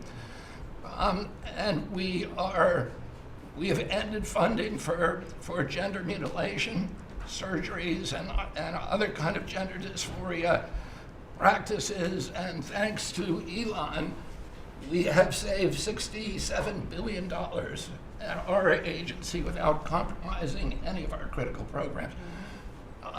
Mr. President, I want to thank you for your vision, for your leadership, for giving me the 100 busiest days of my life, and most exciting and most rewarding. And there's, over the next 100 days, we're going to do much, much more. That's great. Thank you very much, Bobby. Very good, very important. Thank you. Doug, please. Well, President Trump, on your first day in office, you wisely declared a national energy emergency. And this was essential because it was the signal that we're going to go 180 degrees from the disastrous and dangerous Biden policies that were based on a climate ideology that was the root cause of the inflation in this country. It was the root cause of wars abroad. It was the root cause of our manufacturing disappearing from our country. We can't have energy security. Without energy security, we can't have national security, and you understood that. But now with everything that's flowed from that, dozens of other EOs that you've done, America is back in the energy business. As Chris said, there's been a signal that's sent around the world. Capital is flowing, coming back in. The smart money is coming to this country. And now you've given us a chance to win the AI arms race against China. We know we're up against a formidable competitor. China opened up 94 gigawatts of coal in the last year. That's more than all of California and all of New York combined in the last year. We've had presidents in the past, the Biden administration, that were running away again under this climate ideology. You've embraced baseload power in this country. I'll never forget standing in the East Room with you, surrounded by the coal miners around this country, where you said, hey, big, beautiful coal. As we work to try to identify the balance sheet of America, our earliest estimate is that the coal resources in America, just on public lands, could be worth $8 trillion with a T. That was all going to be taken off our balance sheet if we weren't going to touch it. But now we're back in the business. I was 1,800 feet underground in a coal mine in Alabama a couple weeks ago. They do metallurgical coal. Without metallurgical coal, we can't produce steel. This is a plant. This is a plant that would have been in a mining operation that would have been shut down under the Biden administration. What we're doing here, back in the business, we're doing leasing. We're leasing for oil and gas. We're leasing for timber with Brooke Rollins. We're leasing for grazing. We're leasing for critical minerals, which is key. And when we lease the public lands appropriately and by the law to do that, we're bringing in revenue. We're bringing in jobs. We're helping strengthen America. And so we're treating our natural resources like the American balance sheet they are. And America's resources the 700 million acres of surface that's public, the 700 million of subsurface, the 2.5 billion offshore, all contain what we need to have self-sufficient supply chains. And so in this, we're focused deeply on critical minerals. The Biden administration put us in a real predicament right now. The whole trade team, the whole cabinet, Susie's jumping in, leadership across everybody, the National Energy Dominance Council. But of the top 20 critical and rare earth minerals that we need for defense, that we need for industry, China's controlling 85% of the refining for that. So we are running at warp speed 7 days a week to try to put ourselves back in business in that way. So, and I want to just close out by saying a couple other things. One is the border. Few people realize that 41% of the southern border is in Department of Interior. And then we've got a few more percent that come with Brook and with the Forest Service. But that's been a risk area. Part of the reason everyone was pouring into our country, Biden wasn't enforcing the border laws. They definitely weren't enforcing it on public lands. And so again, using tying two presidents that had a great propensity for action, Theodore Roosevelt in 1907 created what was called the Roosevelt Reservation, 60-foot strip that go from Texas all the way to the Pacific Ocean, because he was worried in some future state there might be smuggling. I don't think he was anticipating human smuggling and fentanyl trafficking, but that has been largely unused. He gave us the authority to transfer that, and so working with Christie and working with Pete, we've transferred that to the DoD. So transferring land from the other agencies like Interior to the Department of Defense, then as Pete said, they can do the detain and assist with the military. And having been down at the border multiple times in recent week, I can confirm everything Christie said. The enthusiasm, the morale of that group is exactly 100% opposite of when Christie and I were down there as governors. I had Border Patrol people say that they were multi-generational service in that law enforcement that said, my wife and I are telling our children never to go into this thing, to go into Border Patrol. People this time were saying, I got a 17-year-old. As soon as they turn 18-year-old, they're signing up. My wife is thrilled. They're going into law enforcement. They're so proud to be serving with you. Everybody I've met, whether it's in a coal mine or at the border, law enforcement, the one thing they say on those trips is, please thank President Trump from all of us, the change that you're making. And I want to say especially this became very dear when we last week renamed a U.S. Wildlife Refuge in honor of Jocelyn Nungare. Jocelyn Nungare, of course, lost her life tragically to illegal Venezuelan gang members in this country in a horrific way. But her mother, Alexis, was at that ceremony. Her grandmother was there, and Jocelyn's great-grandmother was there. There 3 other generations of that family were there. They all wanted to pass on their thank you to you too, and we've secured her name forever as a sanctuary. And really is saying that every child, every 12-year-old, every child in America should be safe in their own communities. And you've dedicated a beautiful piece on the coast in honor of her. So, President Trump, in your first term, when I had a chance to work with you as governor, you were courageous. The thing that's empowering this amazing group of people around this table, and you've probably assembled the greatest cabinet ever, is that this time you're not just courageous, you're actually fearless. And it's your fearlessness to take on the issues that other presidents would not touch, whether it's the work that we're doing with successfully streamlining and right-sizing government, or whether it's taking on the issues at the border, or whether it's embracing the power we need to win the AMS race. You're fearlessly doing that, and that creates it just all of us can sprint because you're running ahead. So thank you. Well, thank you, Doug. And you are doing a great job. And with Chris, that's a pretty much unbeatable combination, I have to tell you. So thank you both very much. Thank you, Doug. It's great. Marco? Well, it's not easy to go last after all these reports that have come here. First of all, Mr. So I better be good, and I'll be short as well. A couple things, Mr. President. I think you deserve a lot of credit for 2 things. The first is assembling this great team of people. Some of whom I've known for a long time, others who I've gotten to know during this period of time, but putting together a team, not just of talented individuals, but that work well together. It's something never going to be reported on in the media or fully seen, but it happens every single day. For the most part, I interact with almost everyone around this table at some level, and because of Secretary Kennedy, I'm afraid to eat anything. So in front of him, He said Tootsie Rolls are okay in moderation. But it's a great team. And here's the second, and I tell this to people all the time. This is incredibly rewarding service, and you hear it in everyone's voices. Traditionally, in the past, and it's one of the problems we got in as a country, is presidents would say, okay, let's go do something, and then they would have to do a study, and then a study on the study, and then a long internal deliberative process, and by the time you got to it, it was too late, or somebody had forgotten it. In this administration, it's moving. You know the direction because you know why you were elected. The American people elected you very clearly, and basically it's measured, I used to say by days and weeks, now it's measured by hours and minutes, but action is happening. Sure. And that's Sure. what people want to see. And I'm going to talk about foreign policy in particular because I'm not sure this is fully appreciated. This president inherited 30 years of foreign policy that was built around what was good for the world. In essence, the decisions we made as a government in trade and foreign policy was basically, is it good for the world? Is it good for the global community? And under President Trump, we're making a foreign policy now was it good for America? I was appointed by you and confirmed by the Senate to be the head of the United States Department of State. Not the World Department of State, not the Global Department of State, the United States Department of State. And what that means is our foreign policy is guided by three things. Does it make America stronger? Does it make America safer? And does it make America richer? If something doesn't do one of those three things, and hopefully all three of those things, we're not doing it.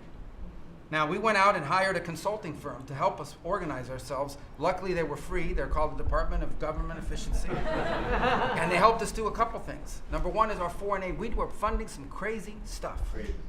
Crazy stuff. You tell me, how does a puppet show in some country around the world make us stronger, safer, and more prosperous? So we got rid of puppet shows and a bunch of other things. I'm sure there are very good puppet shows. And I'm sure that a bunch of charities in the world can go pay for it, but the American taxpayer should not.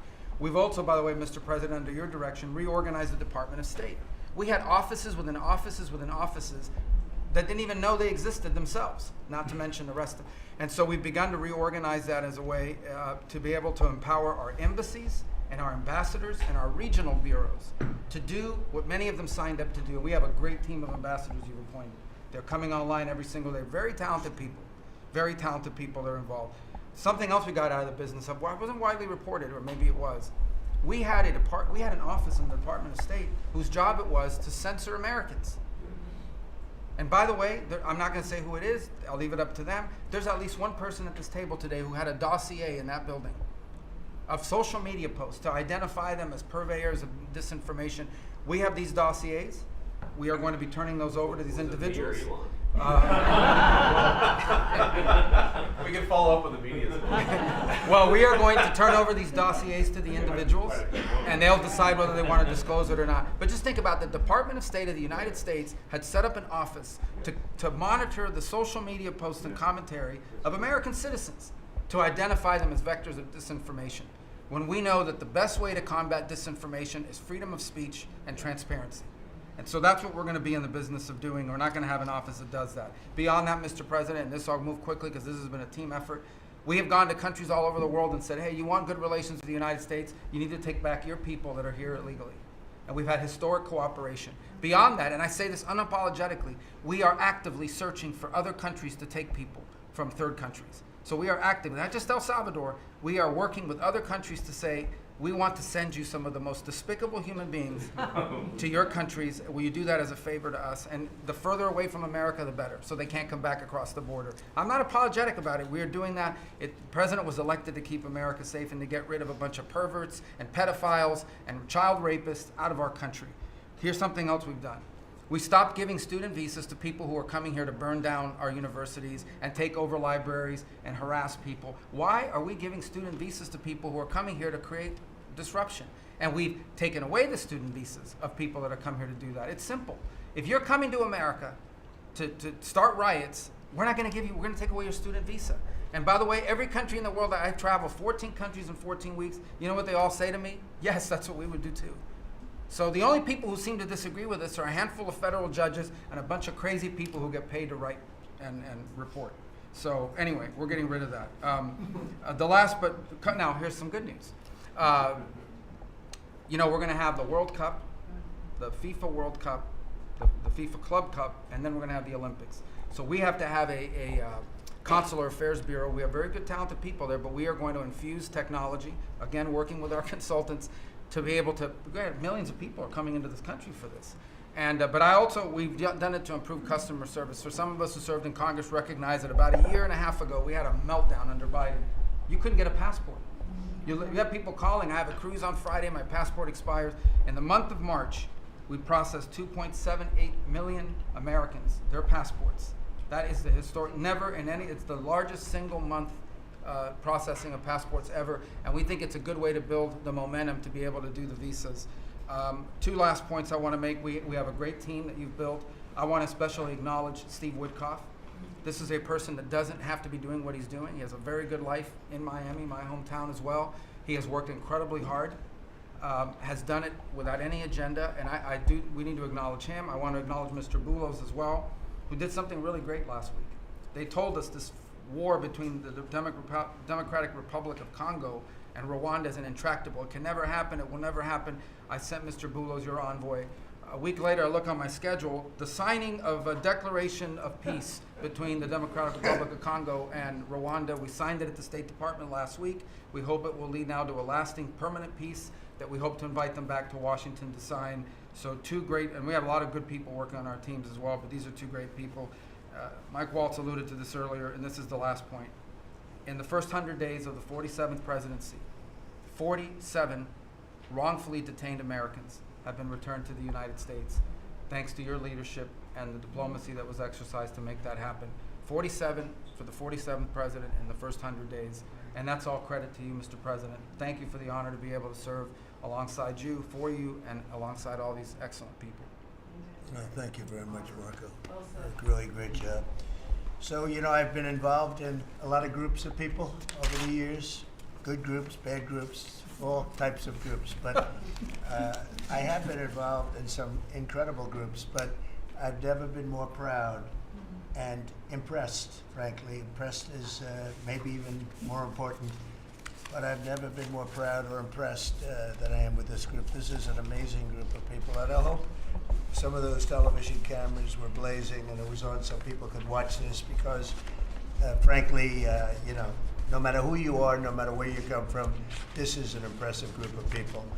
I sat around being somewhat competitive. I said, well, let's see, who did the best job, who did the worst job? And I determined that everybody is like the same, and there was no worst job. Everybody was outstanding. Everybody did a job. You couldn't pick a winner. The only thing you can say is nobody did a bad job or even a fair job. You're outstanding. And so I want to just congratulate you all. This is really something. And, you know, we have a job to do. We've done a lot of work in this 100 days. We've established things that are going to start taking place in the next 100 days. I want to see what it's going to be like. I think we're going to have to do this in 100 days, Susie, and we're going to see some very big results from the things that we've done. But I just want to thank everybody. This is really very impressive, and I hope the people at home got to see some of it. Nobody's ever done public cabinet meetings. They were quiet for a reason, because they weren't impressive. And especially in the last administration, they were not impressive. But I just want to say that we're very proud of you, and I am in particular. Thank you all very much. Great job, and I think we're going to have some tremendous success for our country. And I don't know, it doesn't seem like a time to be asking questions. That was so impressive, that to be taking questions, why did you do this? Why did you do that? It just doesn't seem to be appropriate. I guess we probably have to take a couple because that was the purpose. But if you'd like to ask some, I think they should be very respectful questions at this point. This was an amazing meeting.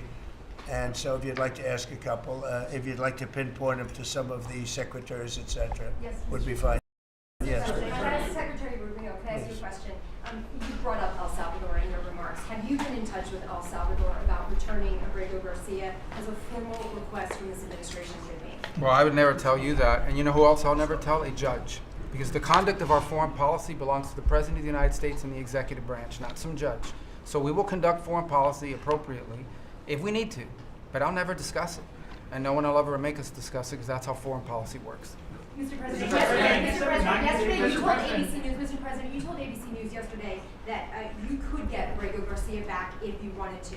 Do you think President Bukele would turn you down if you made that request? I really don't know. I know that he's been a great friend of our country. He's gotten a lot less money than this would take from us if we were going to build these jails and do what he's doing. And they run a very professional operation. I don't know. I haven't spoken to him. I really leave that to the lawyers, and I take my advice from Pam and everybody that is very much involved. They know the laws, and we follow the laws exactly. Mr. President. Yeah, please. Transition, sir. You frequently took credit for the stock market highs. You said it was a reflection of how well you were doing in the polls, and then after you were elected, you said the stock market highs were a reflection of how well the transition's going and the American people's confidence in your incoming administration. Now, the stock market's not doing so well, and you're saying that's the Biden stock market, yet you are the president. Can you explain that? Yeah, I'm not taking credit or discredit for the stock market. I'm just saying that we inherited a mess, both at the borders. You could look at every single one of the people here, and no matter who it is, they're doing better, and they are far superior to what took place for 4 years before us. When you look at prisoners being allowed to come into our country at will, just at will, people from mental institutions, gang members, drug dealers, when you look at that, what they've done to our country, and also having to do with finance, look at what happened with inflation. We had the worst inflation probably in the history of our country. They say 48 years, but I would say in the history of our country, it ate away at people. And even though you saw a stock market going up somewhat, because in my case, I had the biggest stock market increase, 88% in the last term, in my last term. But I don't view the stock market as the end all. It's an indicator. But what the stock market really tells you, and when you look at the stock market in this case, is it says how bad a situation we inherited. I took place, this is a quarter that we looked at today, and we took all of us together. We came in on January 20th. So this is Biden, and you could even say the next quarter is sort of Biden, because it doesn't just happen on a daily or an hourly basis. But we're turning it around. It's a big ship to turn around, and we're going to have the greatest country financially in the history of the world, I believe. I think we're going to do things and we had to do it. We reset the table. Every single country, with just about without exception. I'd have to really think hard for who hasn't taken advantage. And I don't even blame those countries. I blame the person that was sitting right here where I am for allowing it to happen, where our country was ripped off on trade, hundreds of billions of dollars. And now we're doing better than we've done in a long time. You know, we were losing $4 to $5 to even $6 billion a day on trade with Biden.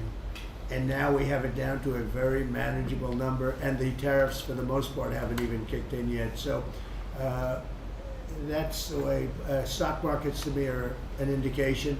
But the big indication is what's happening, and the people around the table know what's happening. Is it true the minerals deal is set to be signed in 24 hours or so? Is it true that the Ukraine minerals deal is about to be signed in the next 24 hours or so? There's some reports saying that. And if it's true, has the deal changed at all from the last time we've heard about it? Well, I'll ask Scott to answer the question because he's responsible for it. Yeah, our side's ready to sign. Ukrainians decided last night to make some last-minute changes.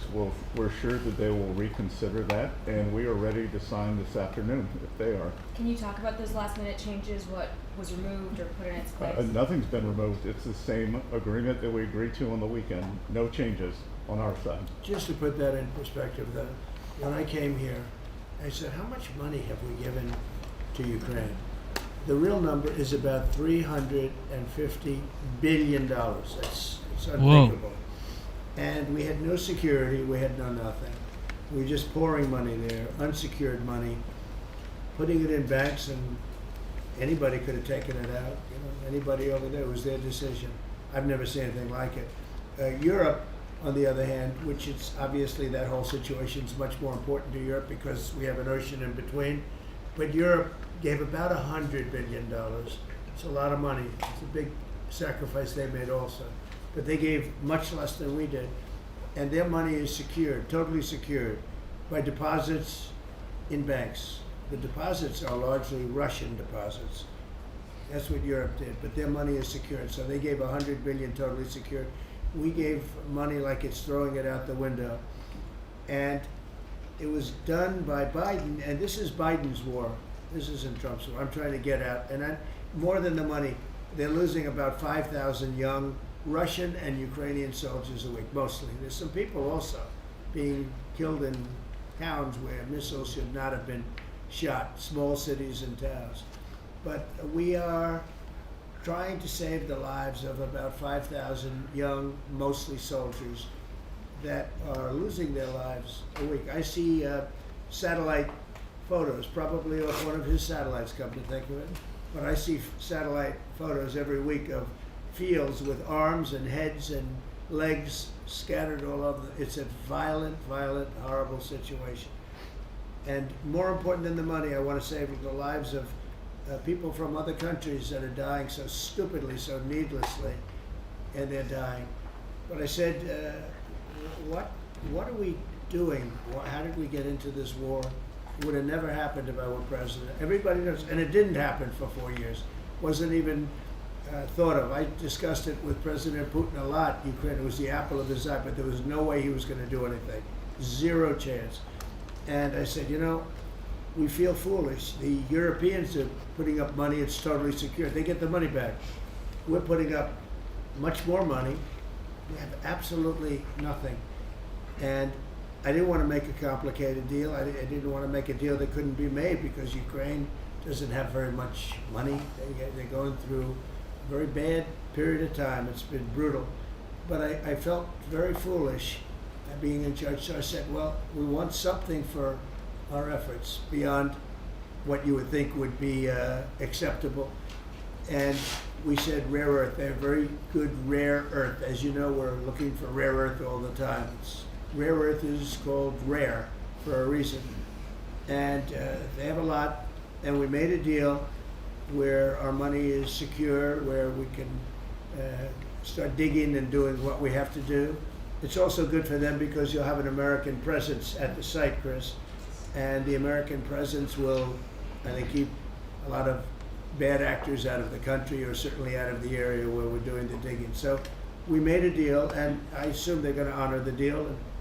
I put Scott in charge, and Scott's done it beautifully, but we haven't really seen the fruits of that deal yet. I suspect we will. Mr. President, sir, you had set a 90-day deadline during the executive order for Secretary Sykes and Noem to review whether to recommend to you whether to invoke the Insurrection Act to send troops to the southern border. Is that something you're still considering? Well, I'm talking to them, and it's not hard and fast, but I'm talking to them, and I will tell you that the border is the most secure it's ever been. We have never had anything like it. And when you said, Christy, before, it's 99.999, and I guess that means one person maybe, or two people. It's actually turned out to be 3 people came across the border versus hundreds of thousands of people under Biden. And we're talking about people coming. Look, people, they have souls, they have hearts. Many of them are good, but we have a country that's under siege. We have a country that really is I think it's under attack. In many ways, worse than under attack, because there are no uniforms. You don't know who the attacker is, so you really don't. It's not like you're fighting an army. You're fighting people. You don't even know who they are. But 11,888 murderers, many of them murdered far more than one person, are roaming. Now, some of them have already been caught. A lot of them have already been caught and taken out. But we're being impeded by judges from doing our job. And hopefully that situation's going to be solved, because I think nobody wants to have murderers and people from jail, and I mean for serious, serious crime. I remember the Biden people used to say, no, these are aliens that came into our country and they don't commit crime. I said, they don't commit crime, they commit worse crime.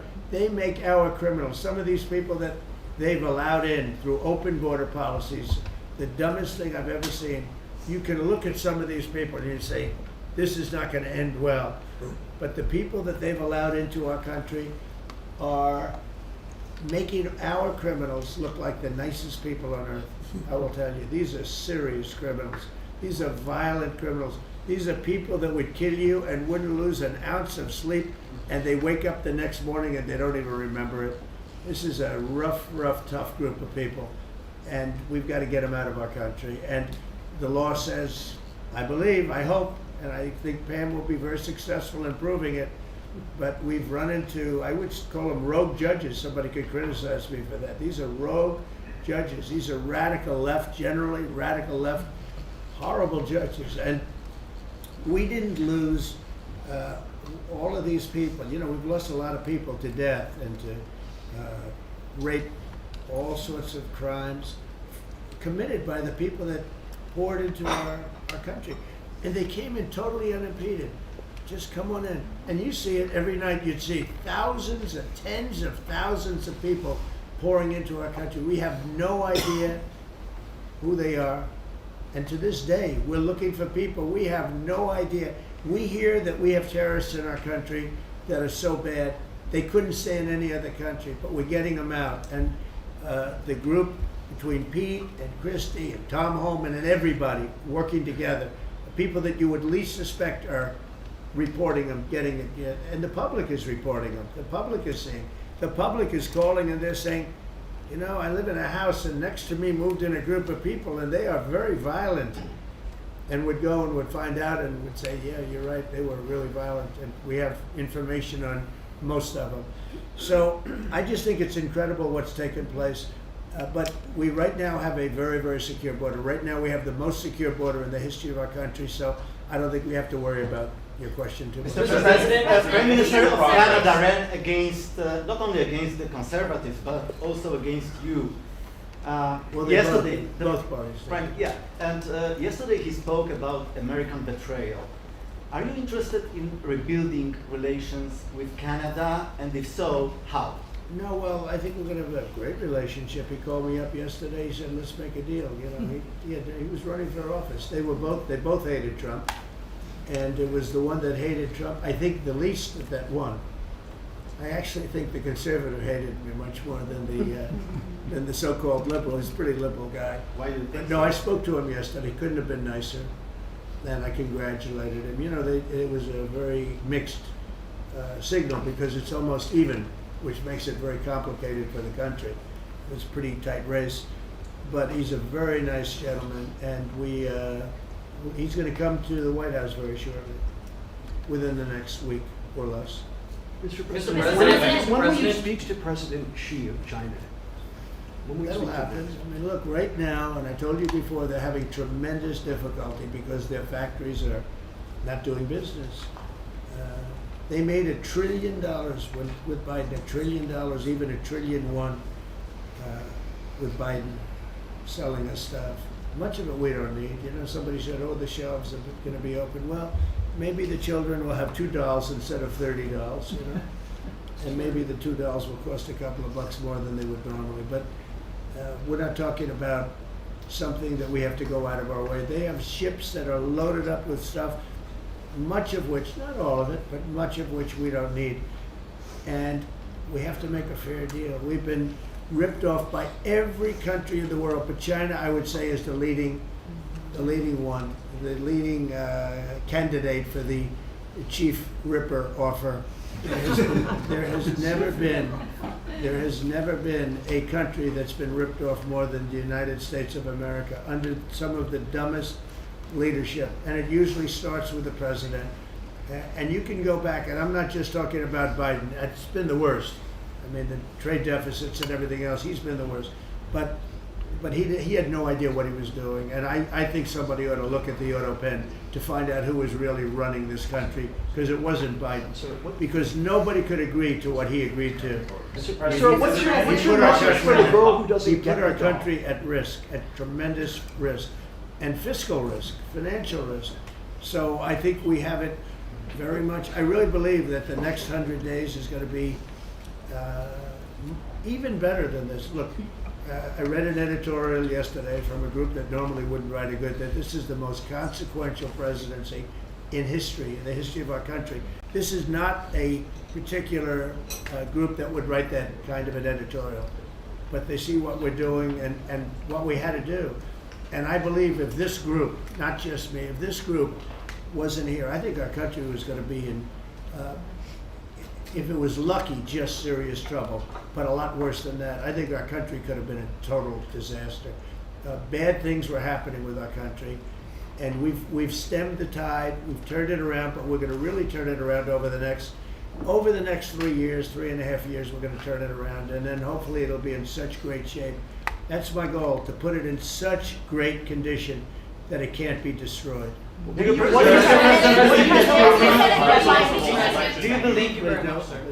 You mentioned this last night in your speech in Macomb that we're facing an unprecedented situation where there's a lot of abuses of nationwide injunctions, sort of seemingly designed to curtail your power, specifically when it comes to deporting these illegal, violent aliens that came in under the previous administration. Yeah. Have you spoken to your team about ways to mitigate this and continue to deliver for the American people on well, that there aspect? are ways to mitigate it, and there's some very strong ways. There's one way that's been used by 3 very highly respected presidents, but we hope we don't have to go that route. But there is one way that has been used very successfully by 3 presidents, all highly respected, and hopefully we don't have to go that way. But there are ways of mitigating that. I want to thank you all very much. I thought this was an incredible cabinet meeting. I think there's probably has never been a cabinet meeting like this. You've never seen it on tape, that I can tell you. And I want to just congratulate everybody at the table, but we have a lot of work to do, but we're off to a great start. Thank you very much, everybody. Do you enjoy, Mr. President, maybe in the White House back? Shout out to the 45th, now the 47th President of the United States. He's always active. You could see for yourself. This man does 2 to 4 events every single day since he was inaugurated. Anyway, incredible. Profound. Absolute profound transparency. But with that being said, Caroline Levitt is currently having a conversation with the new media, which is the podcasters, influencers, creators in the White House. Check it out.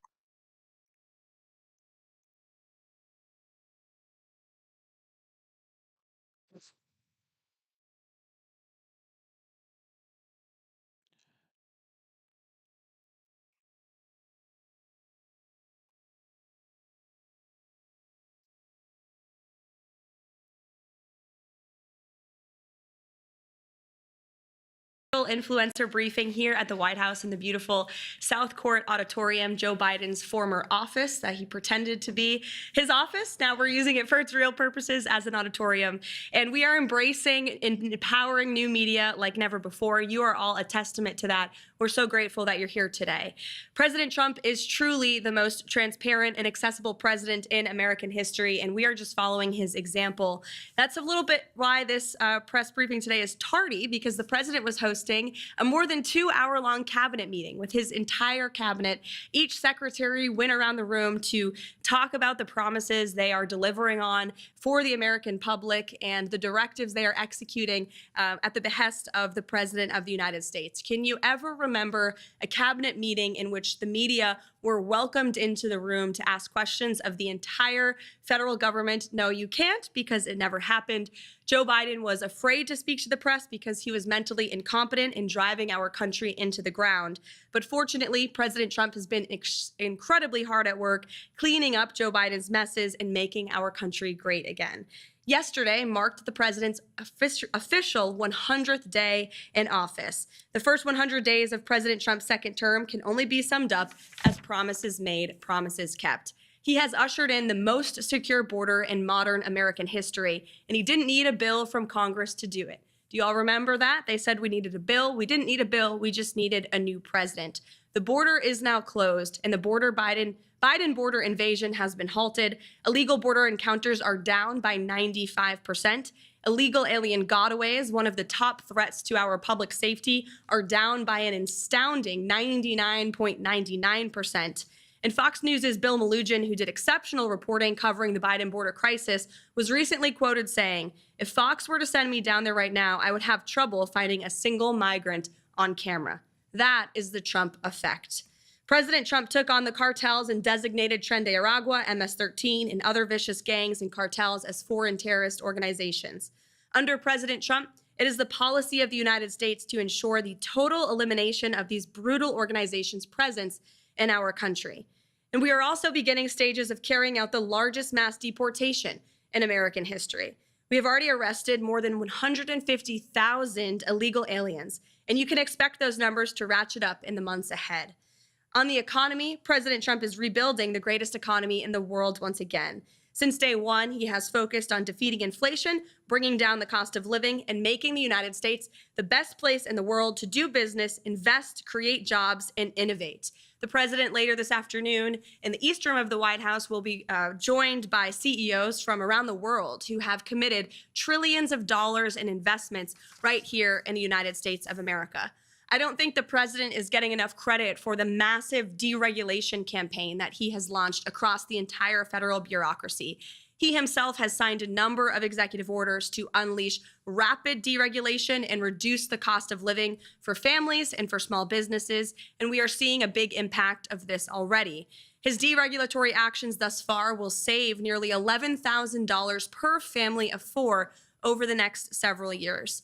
And building on this success, the president has encouraged the rapid onshoring of jobs to restore America as our world's manufacturing superpower. He is effectively utilizing tariffs to bring the entire world to the negotiating table, offering more favorable terms for our country. When all is said and done, America will finally have fair and reciprocal trade, and our country will finally stop being ripped off. So far, as I mentioned, total investments under this administration are more than $5 trillion. The president has already created 345,000 jobs since taking office in January. 9,000 manufacturing jobs were created compared to the 6,000 manufacturing jobs lost per month in the final 2 years of the Biden administration. The labor force participation rate for those without a high school diploma is up, inflation has dropped, and the price of prescription drugs last month was the largest drop ever recorded. In little more than 3 months, President Trump has America headed in the right direction. The good news is we are just getting started. We are very busy every single day here at the White House, literally working around the clock, 7 days a week, to restore the golden age of America. Hundreds of promises have been made and kept. There is certainly more work to do. The best is yet to come. But we are very proud of the efforts the president has made to continue the non-traditional media approach that he so beautifully executed on the campaign trail, which led him back to this office, talking to podcasters, social media content creators, and influencers like yourself. And again, we're so proud to welcome you to the White House here today so you can ask questions for the whole world to hear. So Jack, great to see you, and why don't you kick us off? Caroline, thanks so much for having us in today, and I appreciate the administration making yourself available and making it available to us and all of our followers. And I understand that you're going to be continuing these, and I think it's fantastic that really have everybody come in and be able to do this. One of the things that's been troubling me and has actually even affected me over the last 24 hours is the rise of violence that we've seen from elements of the far left, starting with things like Luigi Maggioni, these support for these unhuman organizations like MS-13, Tren de Aragua, and even, of course, the assassination attempts on President Trump, Thomas Matthew Crooks, and Ryan Routh, as well as numerous incidents against anyone who owns a Tesla, apparently. You don't really see the Democrats opposing these things. You see them in many cases either co-signing it or giving a wink and nod to it at the same time that they will be demanding that we follow due process for anyone who actually is a hardened criminal or some of the worst of the worst. What is the administration doing, DOJ-wise or FBI-wise, to combat this rise in violence that we're seeing? It's a great question, Jack, and I absolutely agree with the premise of your question, which I usually don't when I take questions at a podium, but certainly you're right. We have seen a rise in political violence that stems from the left, dating back to the Black Lives Matter movement, which the left and the Democrats don't want to talk about much, but they burned down American cities, and the Biden administration did nothing to prosecute those who created that violence, oftentimes not just destroying businesses, but also lives and communities as well. You look at at the rise of violence against the president himself and his supporters. You had 2 heinous assassination attempts from leftist lunatics, and the president is lucky and blessed to be here today because he was able to survive that political violence and those assassination attempts. Look at the recent attacks on Tesla, on Elon Musk's company. It's quite ironic because Democrats and leftists were the greatest fans of Tesla. Many Democrats drive Teslas to this very day, but then it's that their same party who is doing nothing to stop or condemn or discourage this violence from taking place. And in many cases, Democrat elected officials are actually inciting it and encouraging it. But that's not going to be allowed to happen anymore. The Attorney General was just in the cabinet room with the president and made it very clear to anyone who is inciting violence or participating in violence, you will be prosecuted to the fullest extent of the law. And no longer do we have a Justice Department that chooses prosecutions based on one's political affiliation. If you break the law, you will be held accountable for that. And I think we are truly restoring a fair and equal justice system in this country. The Attorney General spoke earlier about how there have been several cases brought against those who have perpetrated this political violence against Tesla, which is a great American-made company. And we need to see more people on the other side of the aisle stepping out to discourage this violence. But I don't think we will hold our breath. We won't wait for them. The president is leading by example. And I think the restoration of justice we've seen at the DOJ under the leadership of Pam Bondi and Kash Patel, who's doing an incredible job as the FBI director, is a testament to that. Thank you. Dom. Thank you. Thank you for giving me the honor to be able to ask a question and provide some transparency for the American people. Speaking of, I wanted to reference the election integrity. A lot of people in America are questioning if there's any possibility that we could see further investigations for anyone that could have violated our election integrity rights. And more importantly, so is there any possibility for names such as Barack Hussein Obama, Hillary Rodham Clinton to ever just possibly get investigated for any of these, questions from the American people, any of the wrongdoings they might have done? Well, it's refreshing to actually hear a question on election integrity because the legacy media would never ask such a question. They're so out of touch with where the American people are on this issue. And Americans, you're absolutely right, want to have trust in our electoral system. Without free and fair elections, you cannot have a free and fair country. And President Trump has absolutely been a leader on this effort, talking about the irregularities we've seen in our elections, holding Democrats accountable for allowing illegal immigrants to participate in our elections. And he actually signed a recent executive order to protect the integrity of our elections. It will strengthen voter citizenship verification laws. It also directs the Attorney General to enter information sharing agreements with state election officials to identify cases of election fraud. So that correspondence between the federal government and the Attorney General with state and local officials has never happened before. It will allow the federal government to more easily identify these cases of fraud and then prosecute those who violate our election laws. And it is, again, appalling that any politician, regardless of party, could be against ensuring only American citizens can vote in American elections.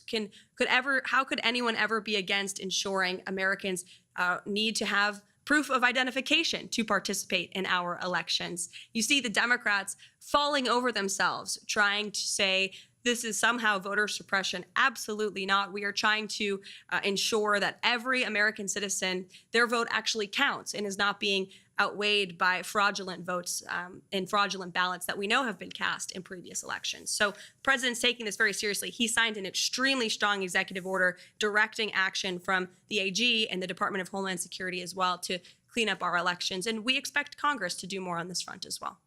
Let's go over here.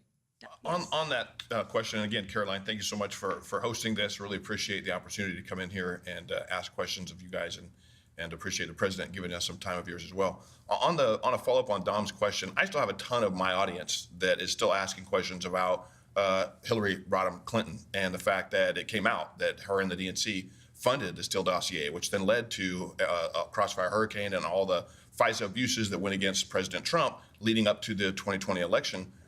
Is there, you don't have to spill the beans, but is there something? Is there somebody still looking at it? We just want to know that it's not dead in the water, that Hillary's not just off scot-free after knowing what her and the DNC did leading up to the 2020 election? It's a great question. Absolutely understand and agree with why you're asking it, but I would want to let the president weigh in on that front. I haven't discussed it with him, to be honest with you, but certainly we can ask him and get back to you. Eric. So Caroline, Madam Press Secretary, You can call me Caroline. Thank you, Caroline.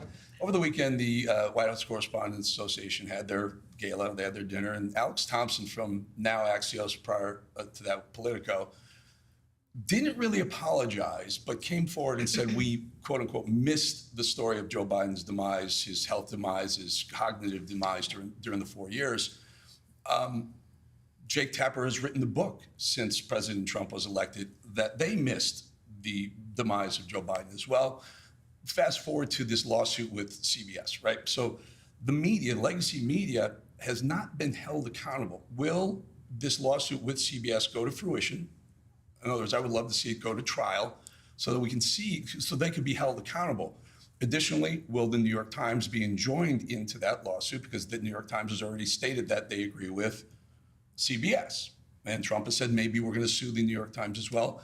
And as a follow-up to all this, and it really does dovetail because it's not just left-leaning media, Fox News. Fox News put out a poll. I'm a statistician. The poll they put out was wildly biased against President Trump. Will Fox sue Fox? Will Trump sue Fox for their methodology in polling? Two great questions. Let me hit the first one first. As for CBS and the White House Correspondents Association dinner, it was laughable. They gave an award to a journalist for talking about Biden's mental incompetence. He wrote a story about it years after the American people knew that story to be true. Didn't take much, just 2 eyes and 2 ears to realize that Joe Biden was completely inept, was unfit to serve as president of the United States. And nobody in the legacy media, nobody in this city wanted to talk about it. In fact, I recall being on President Trump's campaign and calling out Joe Biden's cognitive decline. And we were accused of manufacturing deepfakes. My predecessor accused us for manufacturing deepfakes from the White House podium, when she knew and everybody in this White House knew the true status of Joe Biden's physical and mental fitness. And the mainstream media allowed that cover-up to take place because they refused to dig for the truth. They tried to get the American people not to believe their own eyes. It is truly one of the greatest cover-ups and scandals in American history. And again, this is why we are welcoming independent journalists and social media influencers and content creators into the White House with open arms, because all of you in this room and many of your colleagues in independent journalism talked about this online. Nobody gave you credence as far as the legacy media is concerned. And now they host cocktail parties where they're applauding each other and patting each other on the back for uncovering the truth. It was years later, and it's truly sad to see. But again, that's why we're making much needed and long overdue changes. As for the lawsuit against CBS, the president and his legal team fully intend to carry this lawsuit forward. The president put out a very strong statement in regard to that and fake news CBS this morning.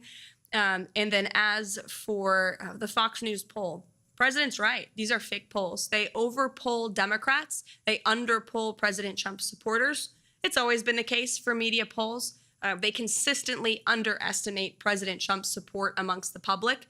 That's why we don't really blink when we see them, to be honest with you. We're staying focused on the mission and moving forward. The president knows everything he's doing is exactly what he promised the American public he would do. And if you look at the key issues in the polling, the president is still ahead because Americans know he is delivering on them, on those issues for them. And if you look at the methodology, you're right. They're overpolling Democrats, underpolling Republicans. It's a clear-cut case of fake polling, no doubt. If I may, also misinformation, though, right? And maybe as detrimental to the presidency as what CBS has done or the New York Times is doing. Yeah, no doubt about it. The president's spoken quite strongly about it, and I know he's made some phone calls to express his displeasure with it as well. Carolina, go ahead. Thank you so much for having me here, especially as a legal immigrant, because the overwhelming fake news that Hispanics don't support President Trump, but we do, and we're very excited to have mass deportations because it affects our communities. My question is about immigration reform and DACA. During the first Trump administration, we saw that President Trump, like no other president, wanted to make a deal with the Democrats to give a pathway to citizenship to 1.2 million DACA recipients. I don't know, I haven't really heard anything coming out. Is there any policy surrounding that situation? And is there gonna be immigration reform? Mm-hmm. Well, first of all, thanks for sharing your story. And the president overwhelmingly won the vote of Hispanic Americans in the previous election and swept counties on the border of Texas that are predominantly Hispanic counties because, to your very point, Hispanic Americans and legal immigrants to this country from all countries are so sick and tired of seeing, we're so sick and tired of seeing the mass invasion of illegal immigrants that was allowed to occur under the previous administration. And it was an issue the president ran on and he delivered on. These mass deportations are underway, and it is currently the position of this administration. We are focused on removing as many illegal alien criminals from our communities as possible. And not only are we doing that for law-abiding American citizens, but also legal immigrants, as you said, who are citizens now and came here the right way, waited their turn, paid their dues. It's a slap in the face to them. And so there's a lot of reforms that need to be made to our legal immigration system. The president has talked about that, but our initial focus right now and our priority is cleaning up the mess that the previous administration left us. And there's more work to do, but a lot of progress has been made thus far. CJ. Yeah, also, thank you so much, Caroline, for having us here. Also on the topic of immigration, not only do I think, the legal immigrant community welcomes what the president's doing, but also the Black community. So I would love to get your reaction to recent comments made by Simone Sanders, who said that people of color would be next in line for deportation under this president. Now, that was a revelation to me and probably many others in the Black community. Being a lifelong American, I'm not really sure where Tom Homan would send me other than my childhood home in Augusta, Georgia. But why do you think this fear-mongering is being directed at the Black community over the issue of immigration? And do you think it's offensive to conflate illegal aliens who are rapists, traffickers, and sexual abusers with law-abiding citizens in the Black community? It's absolutely insane, and it is racist what she is saying. The president intends on deporting illegal alien criminals who broke our nation's laws and are not only impacting communities across the country, but in particular communities of color in our inner cities. You remember the story out of New York City where young minority children were kicked out of their public school to make room for illegal immigrants to sleep on the floor of their cafeteria. That is putting America last. Doesn't matter your race, your religion, or creed. If you are a law-abiding American citizen, President Trump is going to put you first. And shame on Simone Sanders for saying that. She knows better, but she's trying to fear people into disliking this president with lies. But I think the American public are much smarter than she believes that they are, and that's why they reelected President Trump. Oh, go ahead. Hi, Caroline. So, as the youngest press secretary in history who is a wife and a mom, you've become widely popular with America First Patriots. As an 18-year-old, I can say you're definitely an inspiration to Gen Z. What has been the biggest highlight for you in these first 100 historic days? Thank you for asking that and saying that, Bo. I am Gen Z. I think I heard the term zillennial because I'm right on the cusp of millennial and Gen Z. Jack is cringing at that. But there's been so many highlights. Just being here every day is such a blessing and an honor. And I'll share a quick story to that point. The president, I'm only here because the president believed in me and uplifted me and so many others who are working so hard across this administration. This administration is filled with young, vibrant people who come to work every day hungry and eager to help accomplish the president's goals. And I think we're seeing a real reawakening amongst young people across the country. The president spoke directly to young people during his campaign, inspiring confidence in them and restoring hope in the American dream, basic common sense values of faith and family and freedom that truly do resonate with young people, the American dream of home ownership, of being able to afford to raise a family and to have children. It's a beautiful thing, and I think the president openly talking about it has inspired so many young minds and opened up so many young hearts. And I'm just so honored to be in this role. The president, he's wrote about it in his books and he's talked about it himself. When he was in his 20s, he was building buildings in Manhattan.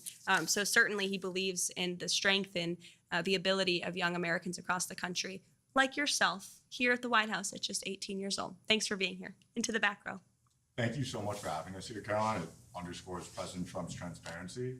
Shifting focus a little bit to what's happening on our universities, President Trump has finally put American students over violent foreign nationals.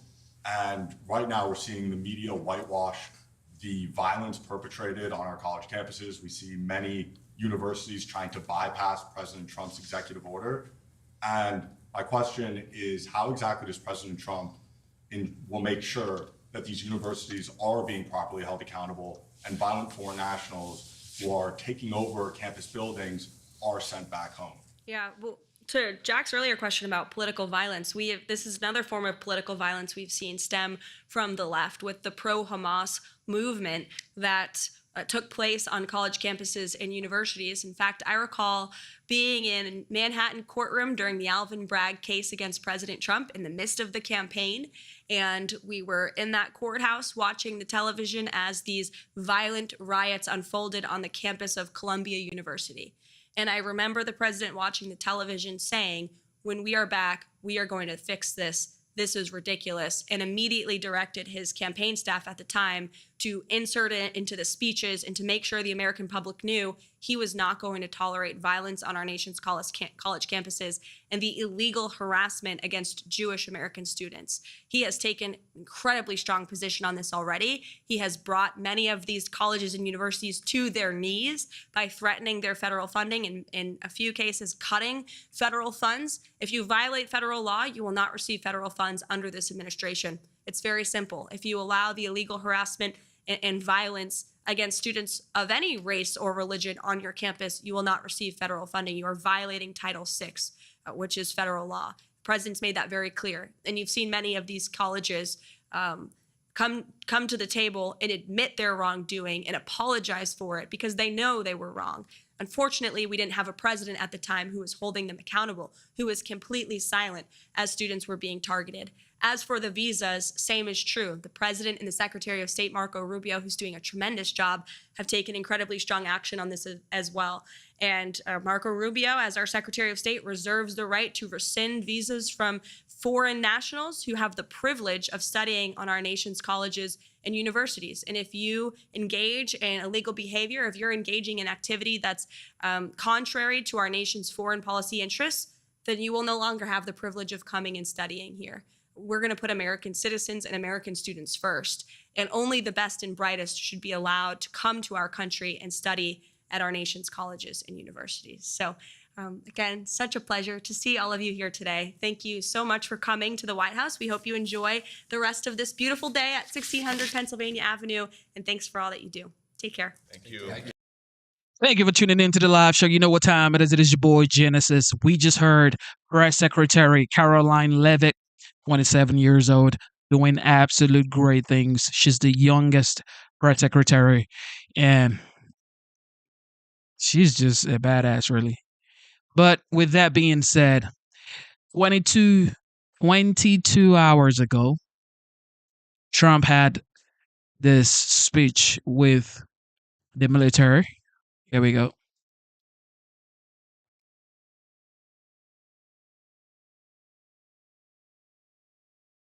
We've had such success in Michigan.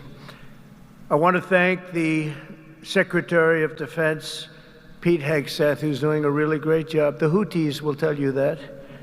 He's doing a very good job. Major General Paul Rogers and Brigadier General Daniel Kramer of the Michigan National Guard. Commander of the 127th Wing, Brigadier General Matthew Brancato, thank you very much. Deputy Commander Colonel David Spihar, wherever you may be, David. Where's David? Huh? Hello. Hello, David. Where the hell are you, David? Hello, David. Thank you very much. He's like the quiet type, right? But a killer, I hear. Command Chief Master Sergeant Bruce Hedrick. Bruce? Hello, Bruce. Thank you very much, Bruce. Thank you, Bruce. Great job. For decades, they've been trying to save this facility. I didn't realize that. I thought it was just recently, because I heard about it recently from some people, including your governor, who has done a very good job. She came to see me. That's the reason she came to see me, by the way, to save Selfridge. And she was very effective, along with some of the other politicians and some of the military people. They love this place. They love what it stands for, all the victories they've had here over the years. So I want to thank Governor Gretchen Whitmer for bringing it also to our attention very strongly.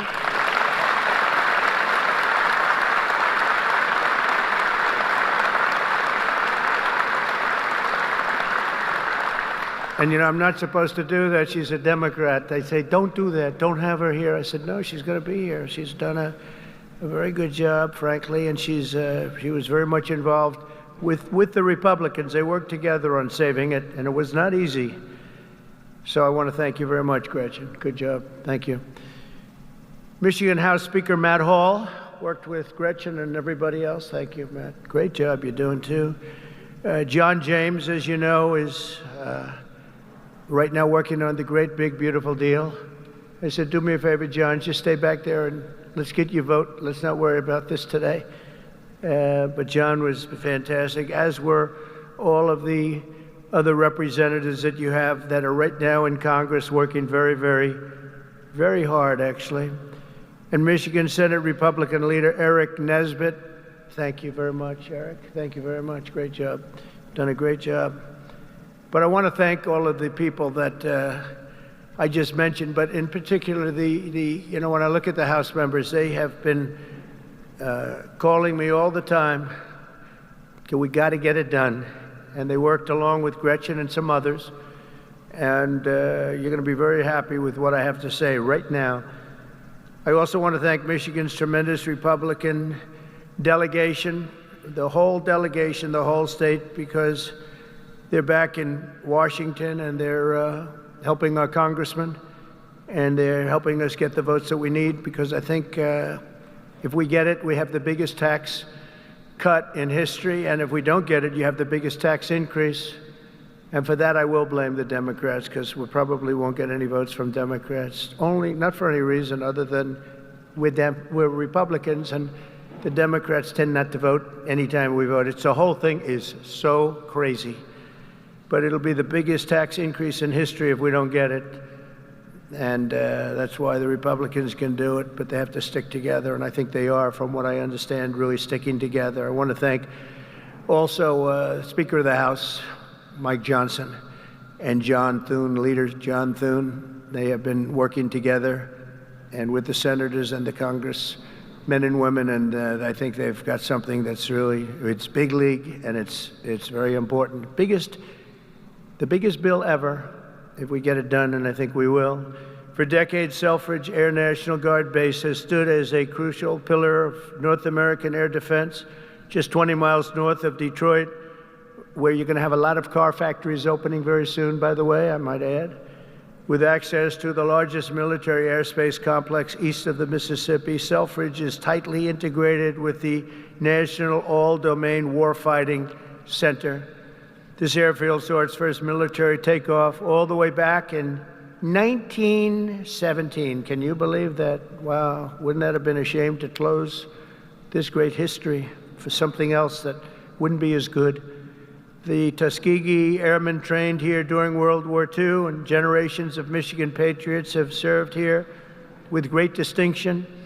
Unfortunately, that proud legacy was put at risk by the retirement of the key aircraft based here, in particular the A-10 Thunderbolt II Warthog, which I hear is an incredible plane.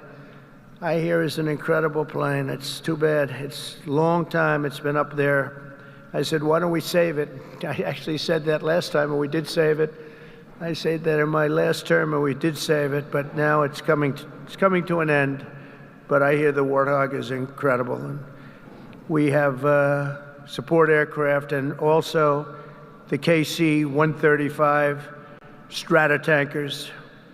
In recent years, many in Michigan have feared for the future of the base. They've been calling everybody, but the only one that mattered was Trump. They called Trump, and we got it done, which represents $850 million in economic impact across the state of Michigan, and probably it could be much more than that as we expand it out, and creates thousands and thousands of good and important jobs, both in the military and civilian jobs. So Gretchen, that's a big economic, you're not going to have too many economic development jobs like that. It's great. But today I've come in person to lay to rest any doubts about Selfridge's future and the vital role it'll play in our national defense. As Commander-in-Chief, I'm proud to announce that very soon we will replace the retiring A-10 Warthogs with 21 brand new F-15EX Eagle II fighter jets, the best in the world, fresh off the line.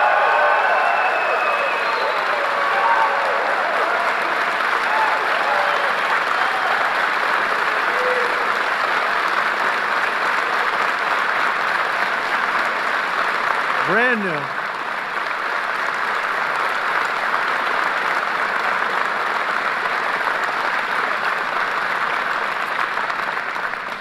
And they have an expression, you know what that means, fresh off the line. That means they are brand new. They've never been anywhere. This is where they're going to be for a long time. And I saw one of them, it flew over my head, and I said, what the hell is that? That plane has serious power. So this is the best there is anywhere in the world, the F-15EX Eagle II. This will keep Selfridge at the cutting edge of Northern American air power. My administration will also continue with plans to replace the outgoing KC-135s and KC-46 Pegasus aircraft to continue that important refueling mission. And they'll be restocked with brand new top-of-the-line refuelers. For generations, the men and women of Selfridge have always been here, and they've always been for us. Whether you're Republican or you're Democrat, they've always been for us. They've been for America. And under the Trump administration, we're going to be there for you. The previous administration was willing to surrender Air National Guard fighter units across the country by retiring aircraft that were not being replaced. We are replacing.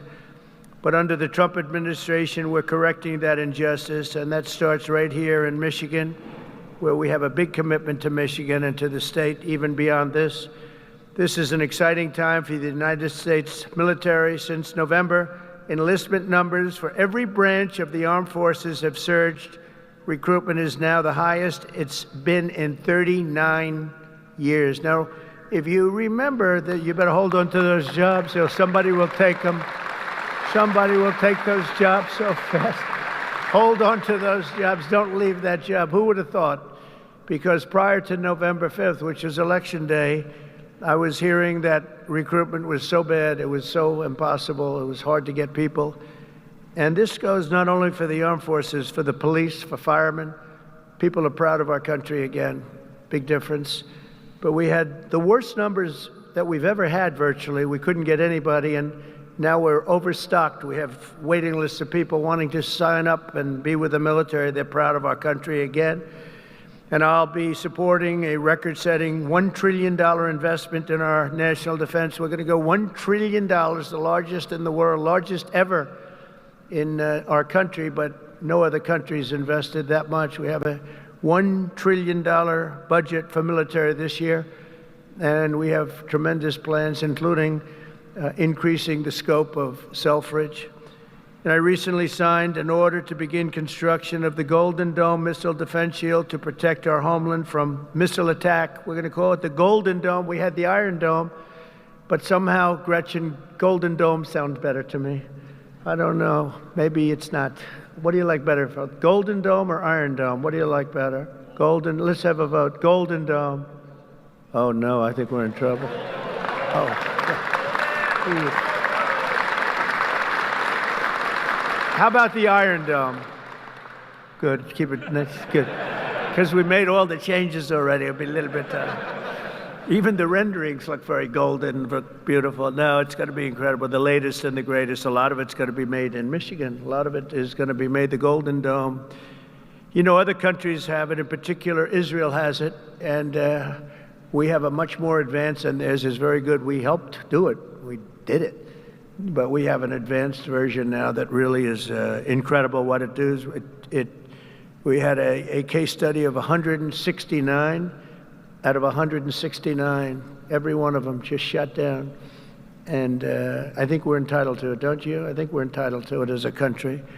America's military will soon be stronger and more powerful than ever before, and Selfridge Air National Guard Base will remain at the center of the action. And I just want to say we're building some of the greatest submarines and various other ships, but submarines in particular, we have a monopoly on great submarines. We're building the greatest in the world, most powerful machine ever built. And we're doing some things that are just incredible. In one way, you hate to do it, but in another way, you really have no choice. And we're fighting very hard on the China front and the Russia front with Ukraine and what's happening in the Middle East, and a lot of good things. You're going to be hearing a lot of good things. It's a shame. When I left office not so long ago, we had no wars. We defeated ISIS in 3 weeks. It was supposed to take 5 years, they told me. Sir, it's going to take about 5 years. We did it in 3 weeks. Raising Cain, he's now your top, he's your top person. He's the head of the Joint Chiefs. And I did that because he was the one. He said, sir, we can do it in 3 weeks. I said, 3 weeks? They told me 5 years. No, sir, you can do it in 3 weeks, sir. And I said, let's see if you can do it. And he did it. He had a little time left over, actually. And ISIS was gone, totally defeated. And he's the man we wanted. That's the man I said, if I do this again, I'm going to put that guy in charge, because he did things that nobody else was able to do. And nobody else even thought it or even suggested. So I'm very proud to have him head up the whole military operation along with Pete and some other great people. So I just want to say that Michigan, it's been my great honor to be here. I've had tremendous success in Michigan. Not all Republicans have, but I have. And not just this time either. We did tremendously well in 2020, and we did incredibly well in 2016. In 2016, they said it couldn't be won. It couldn't be won, but we won, and we won by a lot. So it's a special place, and I don't forget my friends, and Michigan's been my friend. And I want to just thank everybody here. I want to congratulate you, actually, because there are a lot of people wanted this to happen to their neck of the woods, but it's happening for you. So congratulations, and God bless you all. God bless our military, and God bless America. Thank you very much. Congratulations, everybody. Congratulations.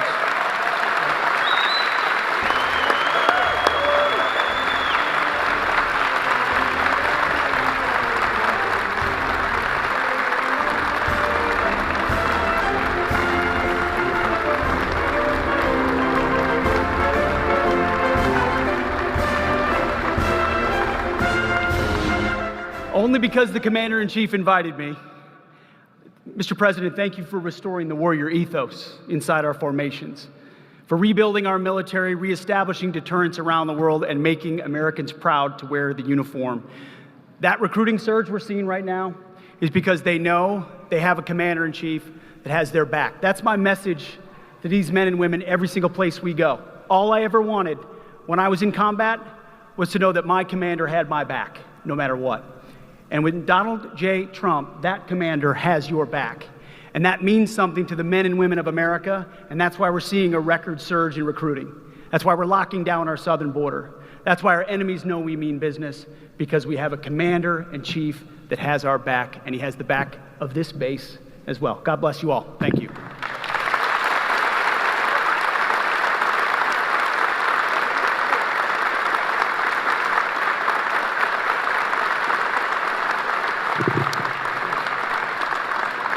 Well, I hadn't planned to speak, but I'm on behalf of all the military men and women who serve our country and serve so honorably on behalf of the state of Michigan. I am really damn happy we're here to celebrate this recapitalization at Selfridge. It's crucial for the Michigan economy. It's crucial for the men and women here, for our homeland security and our future. So thank you. I'm so grateful that this announcement was made today, and I appreciate all the work. Thank you.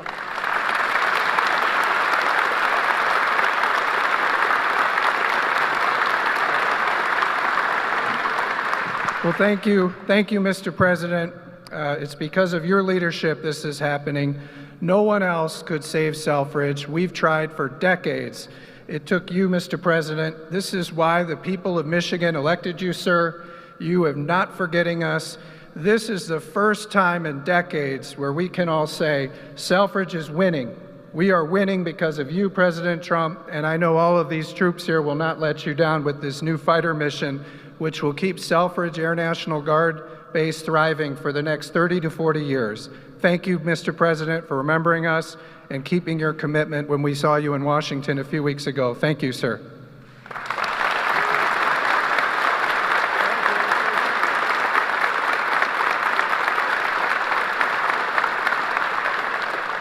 Well, Mr. President, thank you for coming to Macomb County. Thank you for coming to Michigan. And thank you for providing another important service of the F-15X. This means that these folks are going to be continuing on the mission for America for the coming decades. Because of your leadership, America's back again, Macomb's back again, Michigan's back again, and Selfridge will be leading the way. Thank you, Mr. President, for showing that leadership.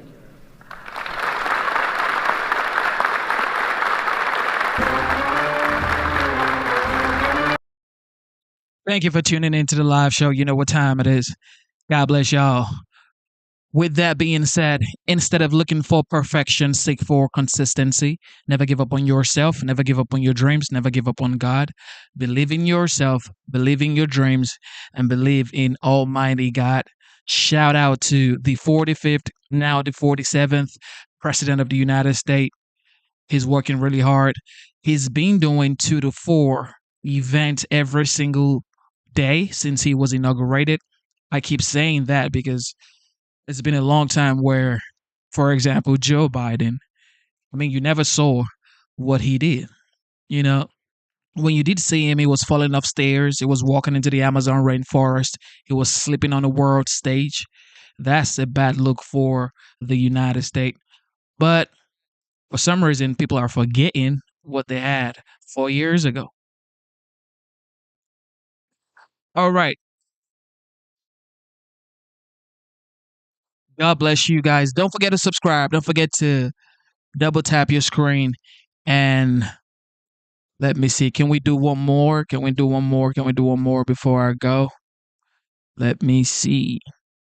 All right. For the leaps in the comment section or in the chat, I'm going to do CNN one more time. Here we go.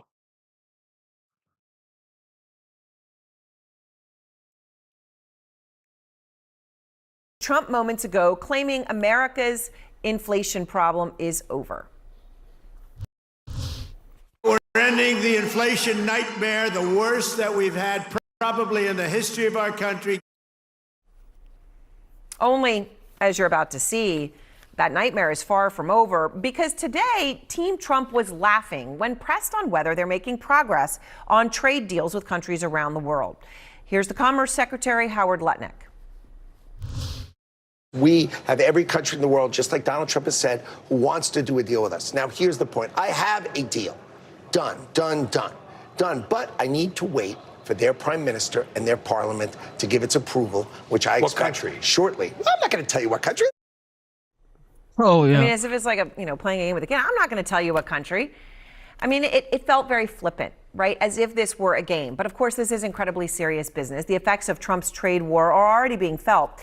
We got this report today from longtime retail price expert Dana Telsey. Carl Quintanilla at CNBC had posted a clip of it, so we went and got it from Dana because it's amazing what it goes through with the prices. Dana is in the business of tracking prices, and here's what she's already seeing happening.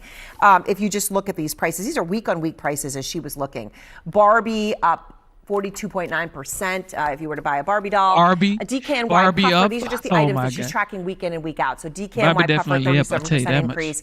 And a drill kit, one of those ones where you can put all of your drill equipment and screwdrivers and stuff on the side from Tractor Supply, up 3.8%. So prices are rising. Now, sporadically, some things not at all, and some things, as you can see, a whole lot. And today, we are learning that Trump was not okay with the ideas that Americans might find out just how much more they're paying, where the tariffs are impacting them. So this morning, there was a report. It came out, said Amazon is going to show the price of an item, and then next to it, they're going to break out the tariff so that a consumer would understand exactly where a tariff is hitting, exactly why a price is going up, and by how much. So Trump finds out about it, and then here's what happens. So first, his press secretary goes out and calls it a hostile act. Of course. This is a hostile and political act by Amazon. So Amazon being transparent with consumers about tariffs is hostile and political. That's how it started. Just to be clear, transparency is hostile and political. So then what did Jeff Bezos do? Well, Amazon retreated, and really quickly. In a statement, the company wrote, the team that runs our ultra-low-cost Amazon Haul store considered the idea of listing import charges on certain products. This was never approved and is not going to happen. They didn't even want to use the word tariff there, import charges. Well, maybe it's not going to happen because Bezos got a call from Trump, who, according to sources, was so angry that he did call Bezos directly. Great. Jeff Bezos was very nice. He was terrific. He solved the problem very quickly, and he did the right thing, and he's a good guy. Okay, he did the right thing. It is worth saying again what the right thing is in Trump's view of this. The right thing was to prevent consumers from seeing the cost of tariffs on items they are buying on Amazon. The right thing to do was to hide the tariffs. So now why is Trump doing this? Because up until now, his team has said, sure, price hikes are happening. Don't worry about it. They are a small price to pay for Trump's MAGA agenda. As American people ready to get the country back on track and do what it needs to, or do what it takes to make that happen, absolutely. We're going to have to adjust some prices for it. Access to cheap goods is not the essence of the American dream. There'll be a little disturbance, but we're okay with that. All right, that little disturbance is quickly turning into anything but, especially after Trump just fired back tonight at China. Well, Nothing's going to happen. You know business. Terry, I want to ask you. Terry, I do know business. Yes. And So 145% tariffs on China, and that is That's good. basically That's an good. embargo. They deserve it. It'll raise prices on They everything deserve from it. electronics to clothing to building houses. You don't know that. You don't know whether or not China's going to eat it. That's mathematics. China probably will eat those tariffs, but at 145, they basically can't do much business with the United States. All right, eating the full cost of that, not something that any economic model would show is reasonable. And as for China's point, they're coming out now and saying they won't eat it. They are not backing down in Trump's trade war, neither side making any sort of move to do that. Although Trump, of course, did slash his own intended tariffs on China last week without negotiating with them. The Chinese leadership, though, seems to be more emboldened. Just take a look at this new video. It comes from the Ministry of Foreign Affairs. The communist government vows in this to, quote, never kneel down in Trump's trade war. Bowing to a bully is like drinking poison to quench thirst. It only deepens the crisis. All bullies are just paper tigers. Okay, I mean, and it goes on for this is in 2 minutes. I mean, there's no ambiguity. You might sometimes say, oh, well, the Chinese, they'd be a little bit, ambiguous about what they want. No, that's very clear there. You don't actually see Trump in it, but it is clear that they are directing this directly at him. And the video is now resonating with people across China. If you look at some of the posts on Chinese social media, and we do this every day, no kneeling. This video brought tears to my eyes. The whole world is uniting against the bully. China will never kneel or back down. And then this, show them the sword. Jeff Zeleny is live in Macomb County, Michigan. That's where Trump is speaking right now in his 100 days in office to celebrate that. Jeff, how worried is the White House right now about the economy, these prices? Aaron, there's no doubt that is one of the central challenges facing the president and the White House. You wouldn't necessarily know it, though, by listening to the first hour of the president's remarks here. He's still behind me on stage calling up supporters of various stripes. He's talking more about his last act than his next act. But the economy, no doubt, is front and center in all of these challenges. His administration is trying to work toward a budget and tax plan, now setting a deadline of July, and that is what his presidency indeed could hang on. Mr. Trump has barely talked about that here tonight, or tariffs. I mean, tariffs also are part of the confusing, pattern of the first 100 days. But I've been spending some time here talking to voters in Macomb County, the surrounding area, that sent him to the White House. And yes, President Trump's supporters largely still support him. But, Aaron, one thing I detected in conversation after conversation was that economic anxiety. They remember that the president campaigned here and elsewhere on bringing prices down. It was that simple. So the owner of a diner not far from here, Aaron, summed it up perhaps best in a conversation I had with him. He said, look, it's too early to give the president a grade. He said if the economy improves, if tariffs work, he'll be a success. If not, he said, it will not be good. He doesn't look at polls. He looks at who's in his restaurant. And consumer confidence is down as we head into the summer months here. So, yes, the economy is front and center. The president, though, has barely talked about it here tonight. Aaron? All right, Jeff Zeleny, thank you very much. And everyone is here with me. Peter, to this point of consumer confidence and uncertainty, you had one of the, an American bellwether, backbone of America company, General Motors, come out here in the past day and say, sorry, I know we were supposed to report earnings. We can't. We need a couple more days to even do it. I mean, it's an unprecedented thing to even think about. A company like General Motors coming out and doing that.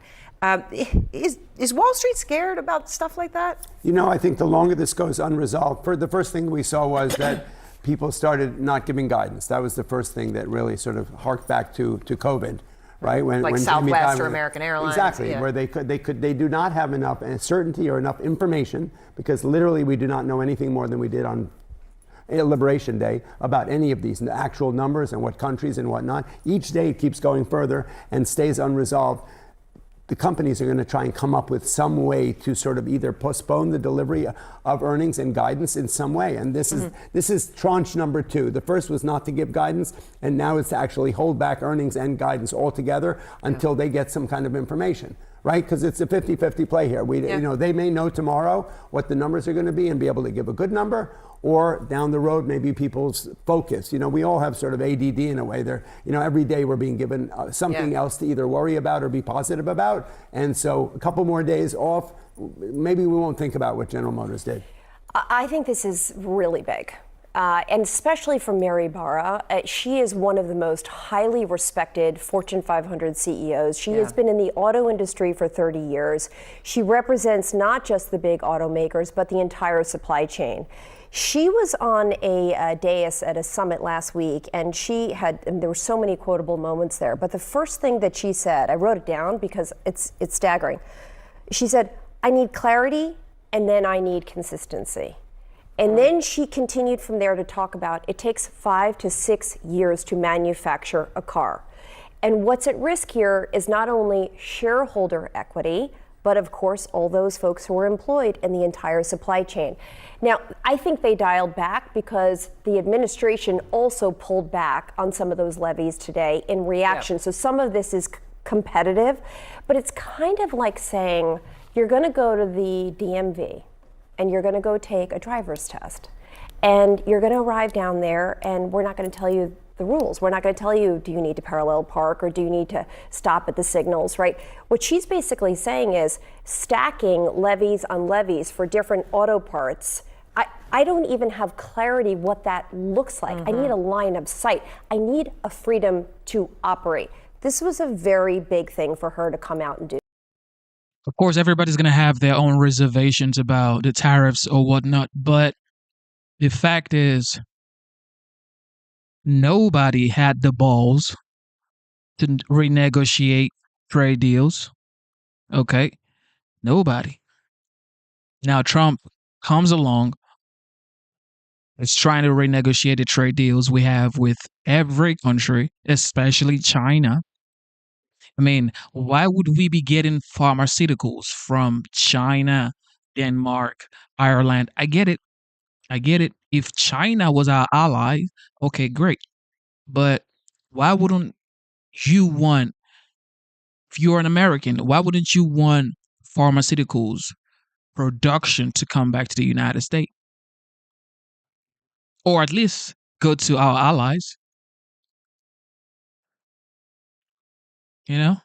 Anyway, with that being said, Los Angeles is going through 35% drop in the port of Los Angeles.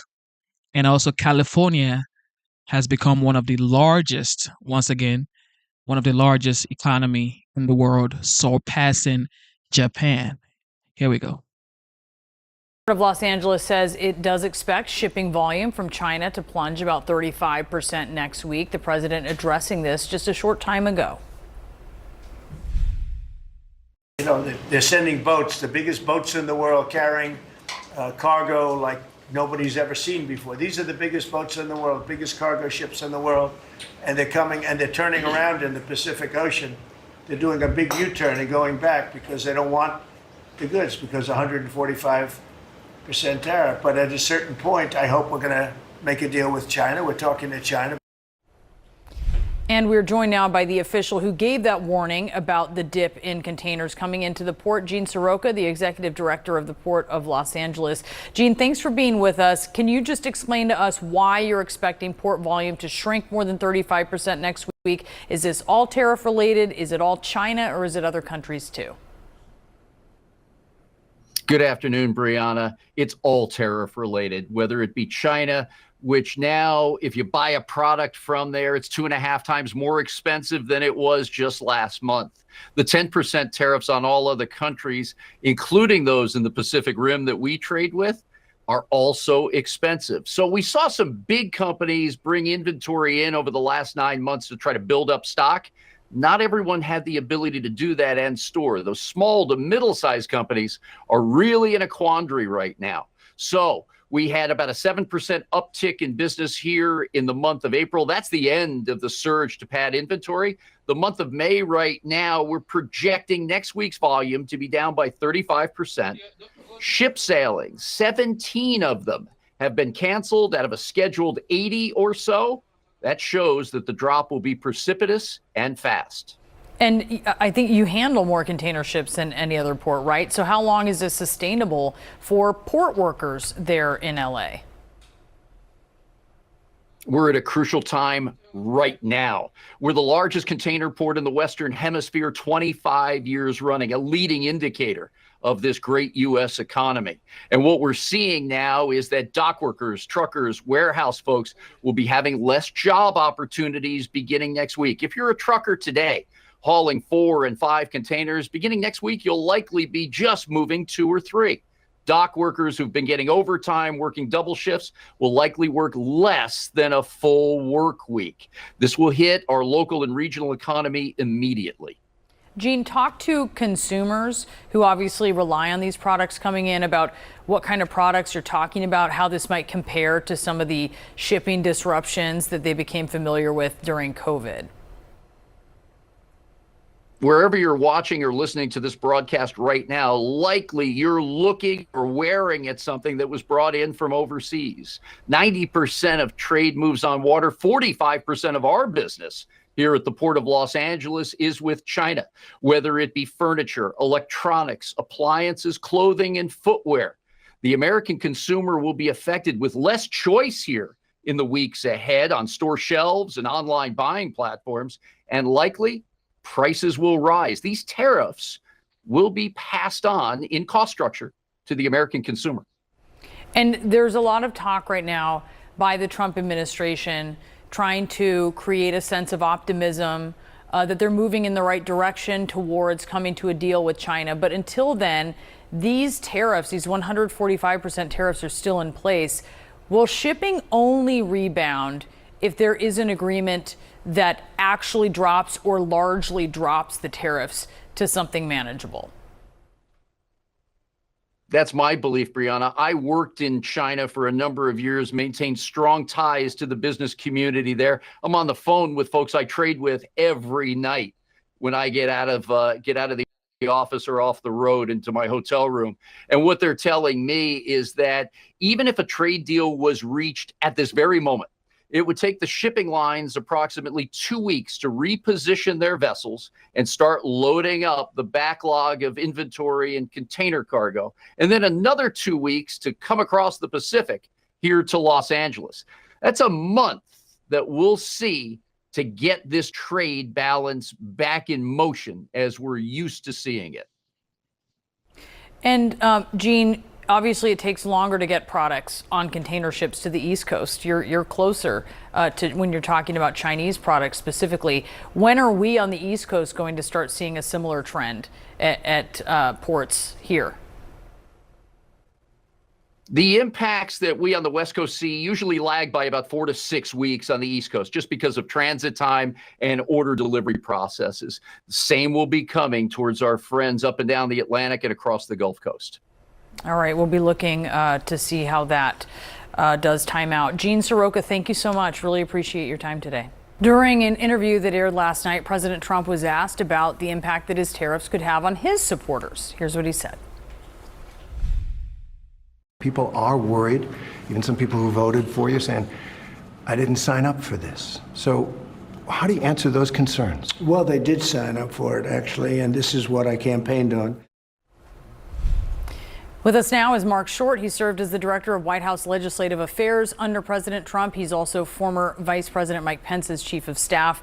Mark, great to have you. Thanks, Bill. And you're hearing Trump over and over blaming President Biden. But we should also remember that he bragged about the economy that he inherited. And he sort of was saying that it wasn't Biden giving him a great economy. He called it the Trump effect. He was saying that it was the markets and Americans excited that he was coming in.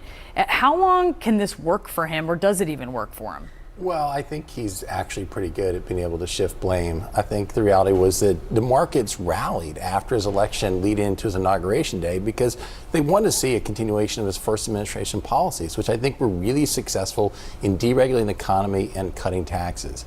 I think today's economic reports and data are pretty devastating, and I think only Baghdad Bob and Peter Navarro could explain this as positive news. I think it's terrible to see not just the GDP declining, but prices are going up. You're seeing stagflation for the first time since the Jimmy Carter era. And so I'm sure there's a desire in the administration to put this blame on somebody else, but I think that I think it's clearly a result of the trade policy. I think a lot of people want to see him go back to the first administration policies of deregulation and lower taxes. Has he squandered his goodwill that he came in on? No, I think he has enormous goodwill. I think he has enormous loyalty and support among his followers. I think one of the challenges, though, also, Brianna, is like, even if you agree with the trade agenda, I think it's been difficult to understand their simple explanation. Is this because of fentanyl? Is this because we're trying to lower trade barriers? Is this because we don't like trade deficits with other countries? It seems like the narrative continues to shift as the explanation for this. And so I think if there was a clear explanation, say, here's the pain we're going to ask you to go through in order to get to this result, that people would stay with him longer. But I think he still has enormous loyalty among his supporters. There has been a refrain that we've heard from some administration officials, and now it seems we're hearing it from Trump, like, you don't need these cheap Chinese goods, right? He was asked about whether he'd spoken to President Xi. He dodged that, and he instead tried to stress economic difficulties that China's having because of the tariffs. And he said instead they have ships loaded up with stuff, much of which we don't need. Do you think Americans understand that actually if they look around their houses, maybe there's some wants there, but there's also a lot of needs that are coming from China? I think it's a pretty elitist perspective. I think the reality is that Americans want to be able to purchase goods because we can afford to. It's a good thing that America is as wealthy as it is. It's easy in some ways to eliminate a trade deficit if you drive the economy deep enough into a recession and people can't afford to buy goods. So, we have this narrative constantly about what a trade deficit is, and it only looks at one half the equation. It doesn't look at the current account deficit and foreign investment into the United States. We have a trade deficit because Americans can purchase more things. And actually, last month, the trade deficit continued to balloon. And so, even with this administration's policies, that's continuing to grow. And that's in many cases because America can afford to. 35% drop in cargo arriving at the Port of Los Angeles expected next week. How much of an effect is that going to have politically? I think it's going to be a huge effect in a couple of weeks, Brianna. I think that, right now you're hearing the numbers, you're seeing the numbers, you're seeing consumer confidence go down 5 months in a row. But if there's actually shortages of supply in grocery stores and other department stores, I think that's going to have a much different impact on voters. Welcome to the live show. All right. Like we know, OG Trump had a cabinet meeting this morning that lasted for 2 hours, and he also answered some questions. Also,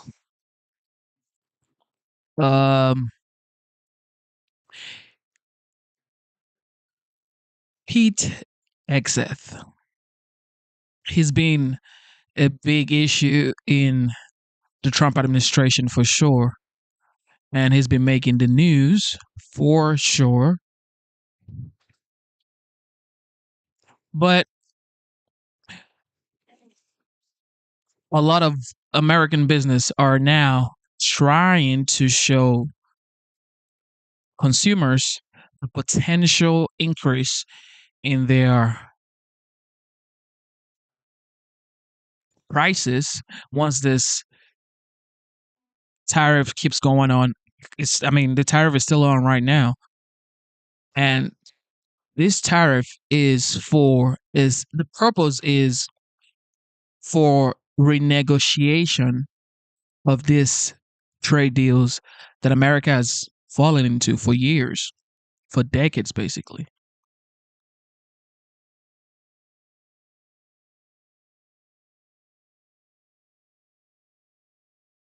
Got the CEO of Ford with us right now, right on the back of this, John, Sarah, and Kate, joining us, Jim Farley. And Jim, I really appreciate your time. So here, we just got these numbers as you're hearing John and I talk about them.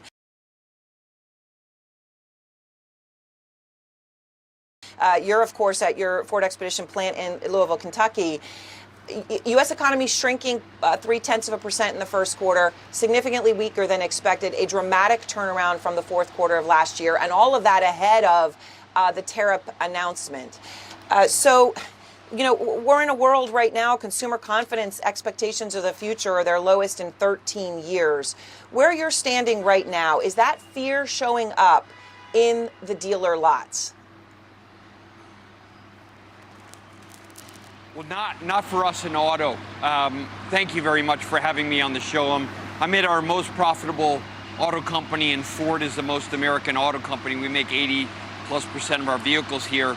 And to your point, it's tough to tell right now. The reason is because we're seeing double-digit sales increases since March and April, but we ran this employee pricing. I don't know if that's unique to us. There may be a lot of customers going out and buying cars, before what they fear is the imports increasing prices. That may be a dynamic we're certainly seeing.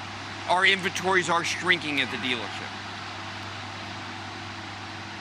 All right, and so you're saying what some of this might be is people rushing to buy ahead. So you can't, I guess, is what you're saying, you can't tell if there's going to be weakness because you're taking from the future right now. That's the unknown.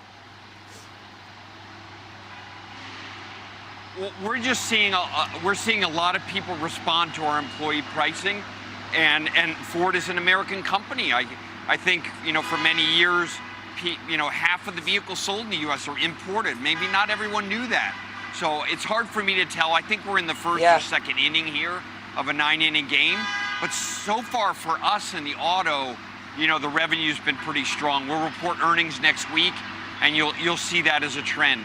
But as you said, there are a lot of ins and outs when it comes to tariffs. All right, I want to ask you that, but you just said something really important there, Jim. You said that you're going to report earnings next week. Stellantis, your rival here, they just came out hours ago and said they can't forecast anything from this point on. They suspended all guidance for the future because they said tariff-related uncertainties. General Motors, your colleague Mary Barra came out and said they could not release earnings yesterday. They could not release forecasts. They had to put the whole thing on hold for a few days because they just couldn't get clarity on what the numbers are. Are you telling us that you're just not seeing that at all? Do you feel that you've got the clarity for your own numbers, the clarity for guidance, that you're just in a completely different world than they are right now? No, I would say, first, I don't want to preview our earnings, but I will say some basic things. We know exactly what the tariff bill would look like, in terms of cost for the company. We know the offsets. What we don't know is how competitors are going to respond. We're the most American company, so if there's any company that can manage through these tariffs, it's Ford. We make 80% here.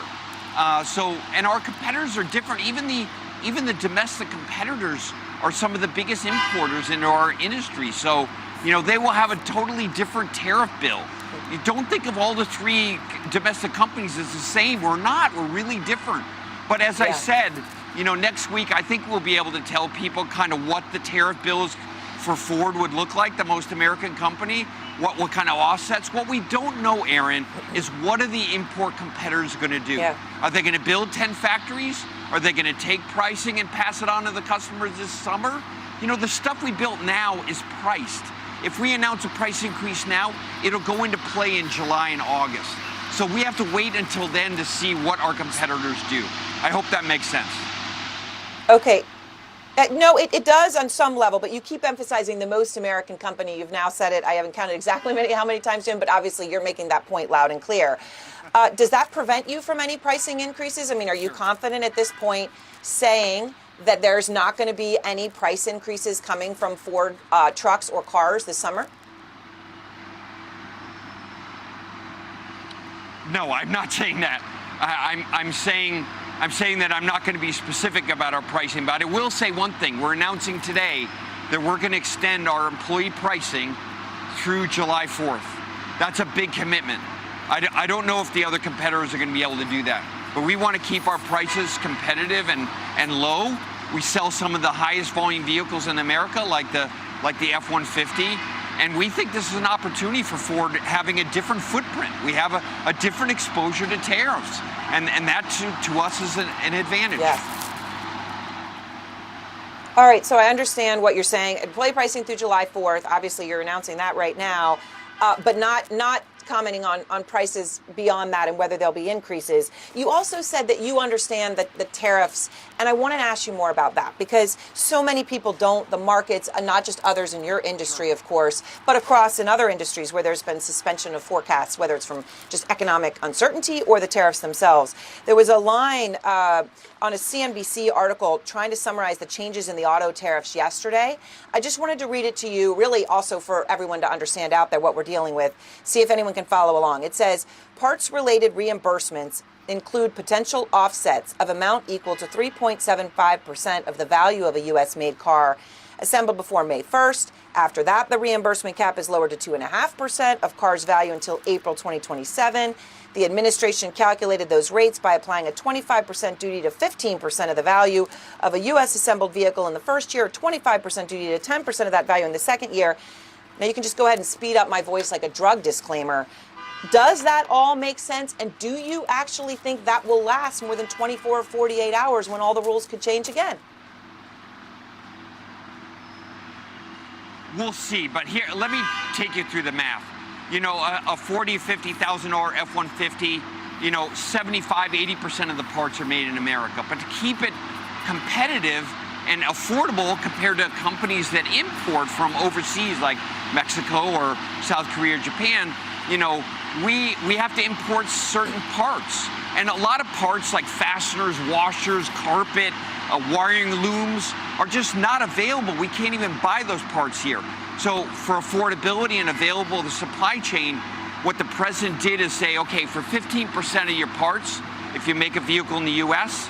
and you make 75% of the parts in the vehicle from the U.S., there's 15% exemption from the tariffs.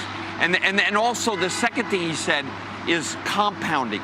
We have a lot of parts that come from overseas that have multiple tariffs. We have the fentanyl tariffs, we have the China tariffs, we have the reciprocal tariffs. Yes. Some of our parts went from 0 tariff to 140% tariff. So they decided to say you get one tariff, it's 25%.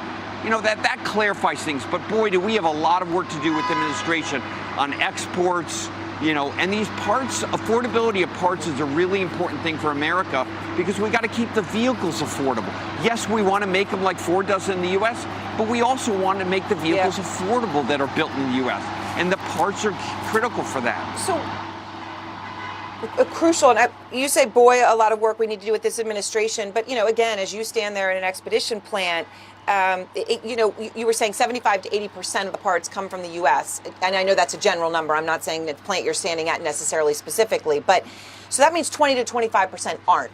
Are you willing to actually put real billions of dollars of capital expenditure on the line to change that number, to make a long-term decision that Ford is going to bring more plant activity, parts and beyond to the U.S.? Are you at that point or not yet? We are. We're building a new plant in Ohio and Tennessee. We're number 2 to Tesla in electric. We're number 3 to hybrid to both the Japanese competitors. We're investing across these different kinds of powertrains. We're kind of the only one who offers all of it. You can get electric F-150, a hybrid F-150, a V8 F-150, EcoBoost F-150, and we don't really care. We just want people to have the choice. So we're building 2 brand new factories in the U.S., and we're the most American already. As far as parts are concerned, that's a good question. Now, we have a lot more work to do to, can we even do this, that 15 or 20%? And that's what we have to work through. Look, we're expecting our competitors to do what Ford's already done, which is to localize more production like this plant here in Kentucky. So let me just, before you go, and I know you have to go, but have your conversations with the president been productive? And do you have a direct line to him to talk to him about this? We have worked with his team like every day for the last couple months. And so a very high level of engagement. Look, the administration knows Ford's a bit different.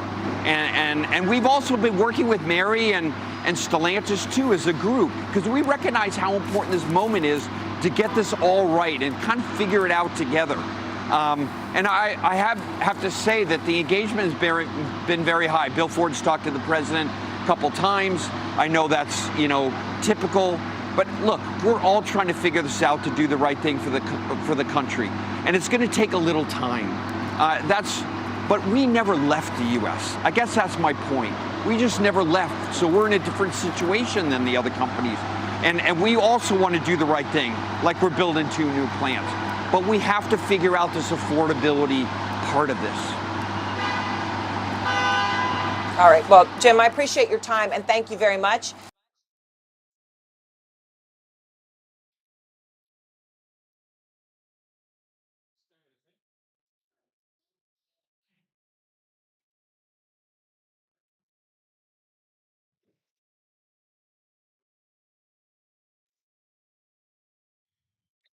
Thank you for tuning in to the live show. I tried making pancakes for my daughter. I messed that shit up so bad. I don't even know if pancakes goes in the oven or in the pan. God damn. Jesus. Man, I miss my wife, man. All right, here we go. Numbers on the U.S. economy giving us our first glimpse of the impact of President Donald Trump's sweeping policy changes. The critical GDP report out in the last half hour shows that economic growth has sharply declined in the first 3 months of the year, contracting at an annualized rate of 0.3%. That's the worst quarter the country has seen since 2022. We'll likely hear from the president shortly on this as he prepares to convene his cabinet in just a few hours. Well, that's after touting his record for his first 100 days in office during a rally in Michigan last night, vowing that, quote, "You haven't seen anything yet." Well, CNN's Matt Egan joins us now live from New York with the latest on all these numbers. Matt, good to have you with us. So just break down these results for us, the worst since 2022. Yeah, Linda, that's right. The U.S. economy is shrinking for the first time in 3 years. As you noted, gross domestic product, GDP, it's the broadest measure of economic output, and it did decline. This was a bit of a surprise. Consensus was for really slow but positive growth, although there were some forecasters out there anticipating an even bigger drop in GDP. And so why did this happen? Well, it's really clear that this is directly linked to the president's trade war and the supply shock that the tariffs set off, right? We had businesses and consumers who were trying to beat the clock on tariffs, right? They were scrambling, trying to front run those tariffs and trying to import goods to try to avoid those import taxes. And what happens is when imports increase, especially when they increase as dramatically as they did in the last quarter, that actually subtracts from GDP. And so that's what we were bracing for, and that is exactly what happened.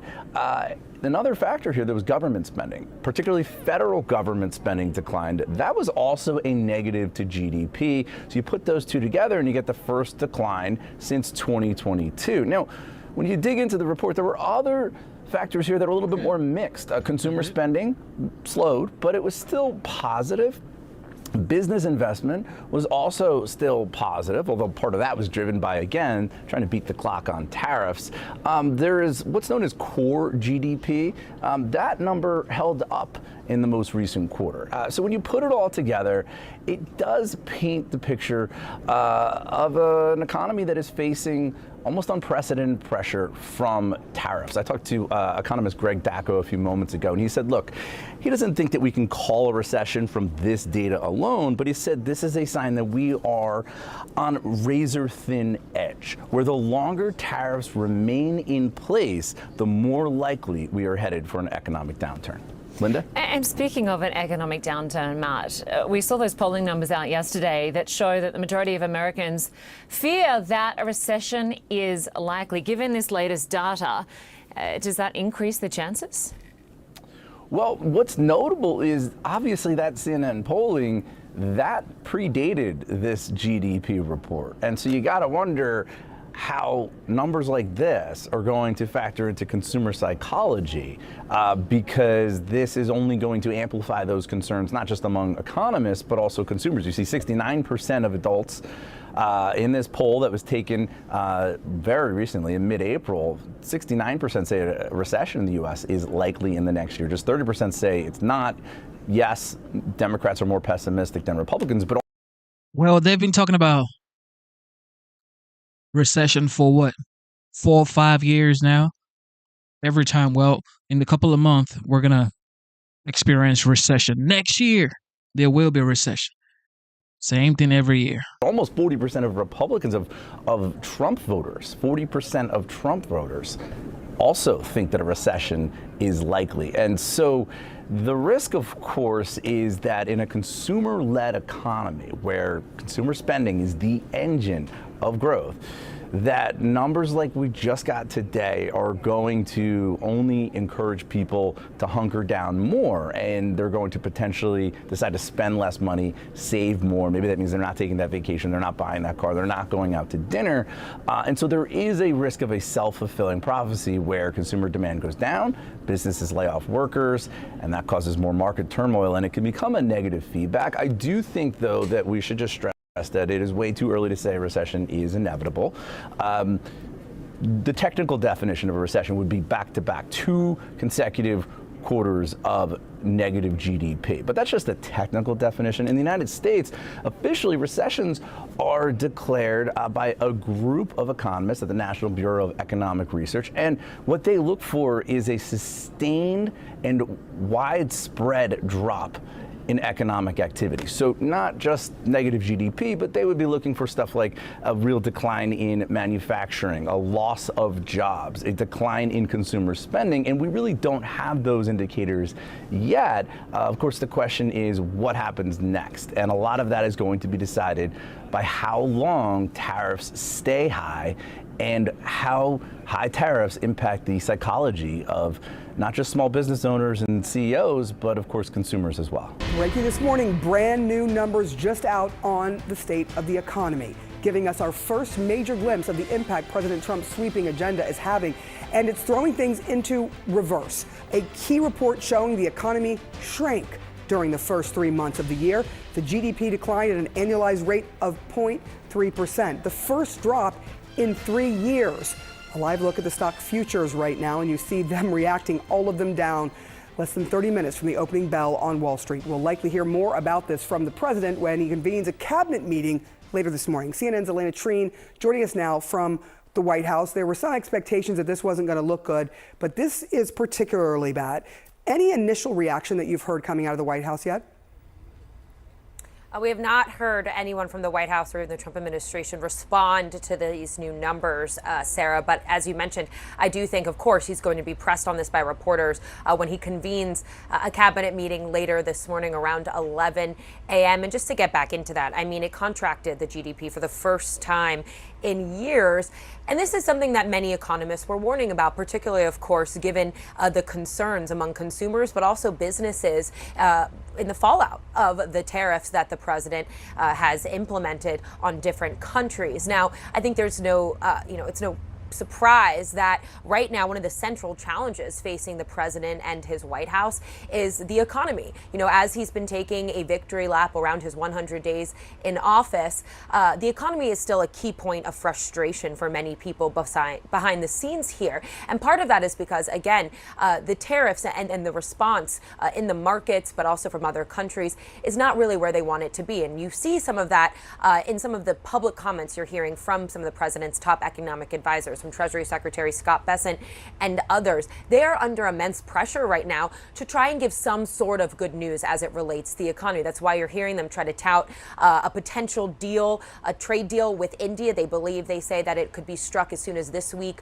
or next week. They're trying to tout other deals and other conversations that they are talking about with countries, but we haven't really seen any tangible results yet from the tariff that the president has laid out. And so, again, a key frustration here. Now, one of the key areas, of course, that this is most concerning is as it relates to China. I mean, as of now, it's clear that the president has not been talking with Chinese President Xi Jinping when it comes to this. And it doesn't seem like there's been any real significant talks with Beijing on how to get out of this escalating trade war with them, while China, of course, appears to be dug in and willing to wait out the United States on these tariffs. Now, the president was asked about this last night during an interview with ABC News. Looks like we don't have the sound, so I'll just give you some of that exchange. Essentially, the president said, you don't know whether or not China is going to eat it. He said China will probably eat those tariffs, pointing out that at 145% tariff on Beijing, they basically can't do much business with the United States. What the president was essentially trying to say there, Sarah, is that at such high duties that China is facing right now from the United States, they believe, the United States, this Trump administration believes, that China will ultimately need to buckle under that pressure. And what we heard the president kind of do throughout that interview with ABC was reassure Americans that the economy will ultimately even out, even as he's been saying even recently on social media that Americans need to hang on, and noting that there is still going to be some short-term pain during what he calls this transition period. It will be hard to reassure Americans when they're looking at these numbers. Elena Treen. Is going on for sure. A lot is going on. Thank you for tuning in. If you have not subscribed to the channel, make sure you subscribe. If you haven't double tapped your screen to like this video that you're watching right now, please like this video that you're watching so the algorithm can know that people enjoy this content. But with that being said, also turn on your notification bell. And if you haven't joined the memberships of this channel, it is $4.99. It is an open conversation channel. We do not discriminate. We don't, some people get blocked, but it's very rare to get blocked on this channel right here. We rarely block you because, we know everybody isn't going to support Trump, and everybody isn't going to be a Democrat. Everybody isn't going to be a Republican. Everybody isn't going to be an independent. Regardless of what you are or who you are, the most important thing is you can have a conversation without being physical. Okay, you can have a conversation without, being hostile. So that's what we do here. And when you try to be smart, we got it in our pocket too. We can dish it out when you try to be, not nice.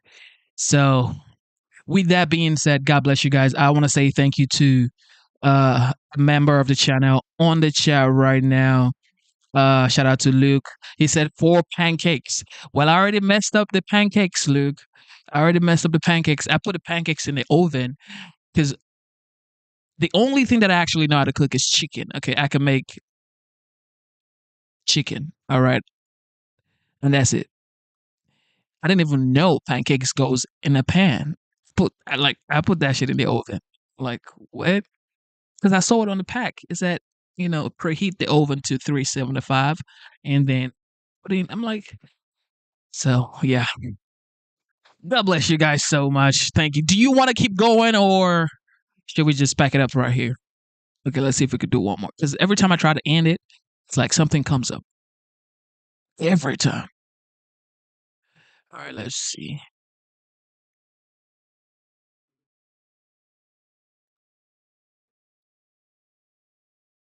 Every time something comes up. All right, let me see this one.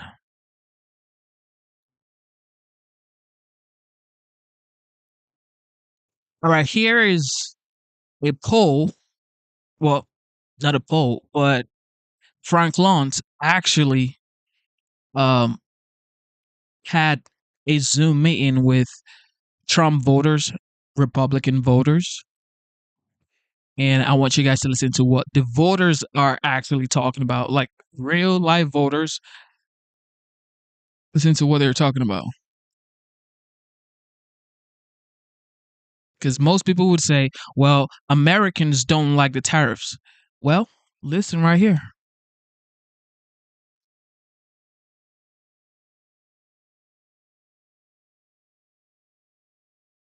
Oh, but it said the MAGA special. Oven in it. Pancake in the oven. I mean, jeez. Yeah, I did put that baby in the oven. All right, here we go.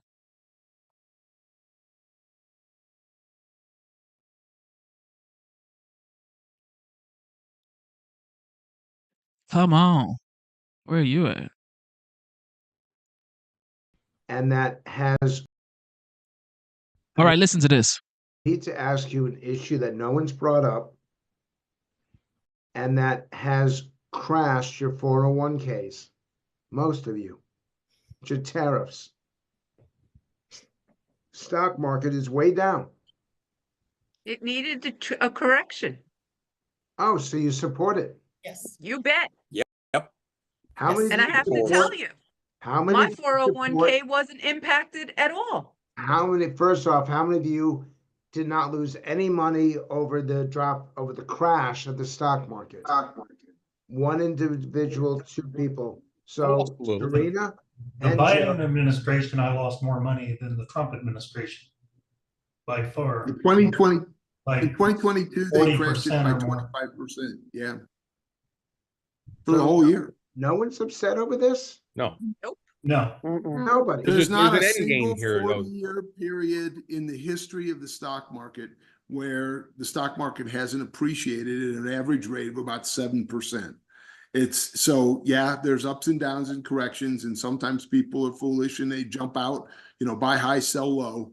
But if people just get in and stay the course, they'll be just fine. Yeah, and I was about to say, I'm not a day trader. I try not to look at it very often, which is, I think, a good thing. But I also trust that Trump and all of his advisors that are involved with the tariff issue know what they're doing. So I'm just going to hang on. I know it'll correct at some point. Yeah, I'm not really worried about it. I think the how much market's gonna more go up are you higher. willing to pay for products and services that come out of China? How much do prices have to go up before you say, this is not that great I'd a rather strategy? not buy from China. I'd rather pay more money and buy American. Same. And prices only go up if demand is inelastic and if there's no alternative supplies. And they're doing a brilliant job. They're surrounding China with countries that want to manufacture stuff as well. And we do need to bring the stuff back, the strategic stuff for sure. But China is going to be in the soup if they don't knock it off. Every article of clothing I have on is probably made in China, Malaysia, or somewhere else. Okay, retailers, give me something made in America. I'd gladly buy it, but it's not there. Go to Walmart. You ain't going to find jack shit, pair of socks and underwears made in America. Made in China. Maybe. But, shoes, Nikes, Pumas, they're all overrated. They're probably all made overseas. How many American shoe companies have you seen go kaput? There used to be one 30 miles down the road, make Stride Rite, made great shoes. You don't hear from them. China, Malaysia. We need a correction. We just need a correction. We're We willing need to a take correction. whatever To it ride it out. Yeah. That's the point. Stay the course. It's Stay the course. Exactly. Stay the It's been course. a rough 2 weeks, but guess what? We got 3.5 years to worry. Exactly. And if it's like this in a year, I'll have another discussion maybe, but I don't think it's going to be. Wow. These are actual voters who voted for Trump. And they're like, you know what? I don't mind. I absolutely don't. I mean, listen to what this lady said. I'll tell you, they're all overrated. They're probably all made overseas. How many American shoe companies have you seen go kaput? There used to be one 30 miles down the road, made Stride-Rite, made great shoes. You don't hear from them. China, Malaysia. We need a correction. We just need a correction. We're willing to take Willing whatever to it takes. ride it out. Yeah. You know, that's the point. Stay the You know, course. Stay the course. Exactly. It's been Yep. a rough 2 weeks, but guess what? We got 3.5 years to worry. Exactly. And if it's like this in a year, I'll have another discussion maybe, but I don't think it's going to be. I'll Steady tell she you goes what. and stay the course. She said, even if it's like this in a year, maybe she's going to have a discussion. Maybe. Even if it's like this in a year. But then she said she doubts it. One thing is for sure, the first 100 days we saw Trump start dialogue with all of these countries to renegotiate trade deals. Hence, the tariff came into play. And then he's trying to end this war between Ukraine and Russia that he had nothing to do with. Happened under Biden, but now he has to solve it because he's now the commander-in-chief. And this is his problem as of today. So if he can find a solution to Ukraine and Russia, I believe like 60% of his hard work is done. If he can find a solution to Ukraine and Russia, because that's going to bring oil prices down because Russia plays a big role in oil. Okay, Russia plays a huge role when it comes to oil in the world's economy, and as well as Ukraine too. So, well, Ukraine plays a big role in grains to the United States. So the war between Russia and Ukraine, ending that dispute plays a big role. I mean, we could say, well, it's not our business. We could just go do what we want to do as Americans. However, oil prices, oil is a global commodity. Okay, so it's really almost impossible for the United States to determine the price of oil. Okay, this is a world commodity. Okay, it's a global trade. So every country has to be on board without all this chaos going on in the world. And this is why people voted for Trump. To end the war, secure the border, bring down inflation, which is already down, by the way. The border is already getting secured. They're saying 99.9% the border is secured. Only 2-3 people crossed the border. Never happened before. Prices are going down, which nobody ever heard happen before. When prices go up, they never come down. But under Trump, they're coming down. So it's going to take time. Of course, he said, well, I'm going to end it on day one. I mean, come on. Day one? Really? No. Okay? Because all of this problem happened over time. There's no way you could come in and end it in one day. You could start negotiating on day one, which he did, but I know there was no way you could end it in one day. But he was campaigning. Of course, you say what you got to say to win an election. However, has he started dialogues? Has he started doing the things he promised, exactly what he promised on the campaign trail? Absolutely. Zelensky was in the Oval Office. Trump went to the Pope's funeral and he had a meeting with Zelensky. So he's actively trying to find peace in that region. The border, everybody knows the story about the border. Inflation, everybody knows inflation is down. Well, if you follow it, interest rate, mortgage rate is down. So everything he promised he was going to do, he's already doing it. And the bill hasn't even passed, which is going to solidify the taxes for all Americans. Well, most people would say, well, he's only going to cut taxes for his friends. Absolutely not. Absolutely not. Somebody says absolute W for the host. Yes, sir. All right. I love you guys, man. I got to go figure out how to make these pancakes, okay? God bless you guys. Instead of looking for perfection, seek for consistency. Never give up on yourself. Never give up on your dreams. Never, ever give up on God. Believe in yourself, believe in your dreams, and believe in God. God bless you. Thank you to the veterans. Thank you to the military personnel. You guys protect the homeland.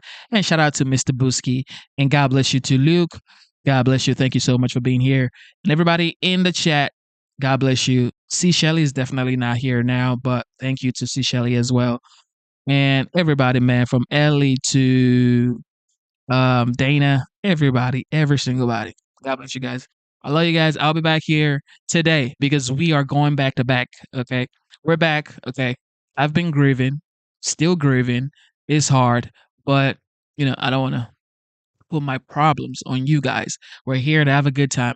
Pass out information, learn together, and as Americans, be patriots. And that's it, okay? Life is hard, like I always say, but just day by day, you may see the end. You may see the light at the end of the tunnel. But even if you don't, just have fun, man. Have fun. All right. See you soon.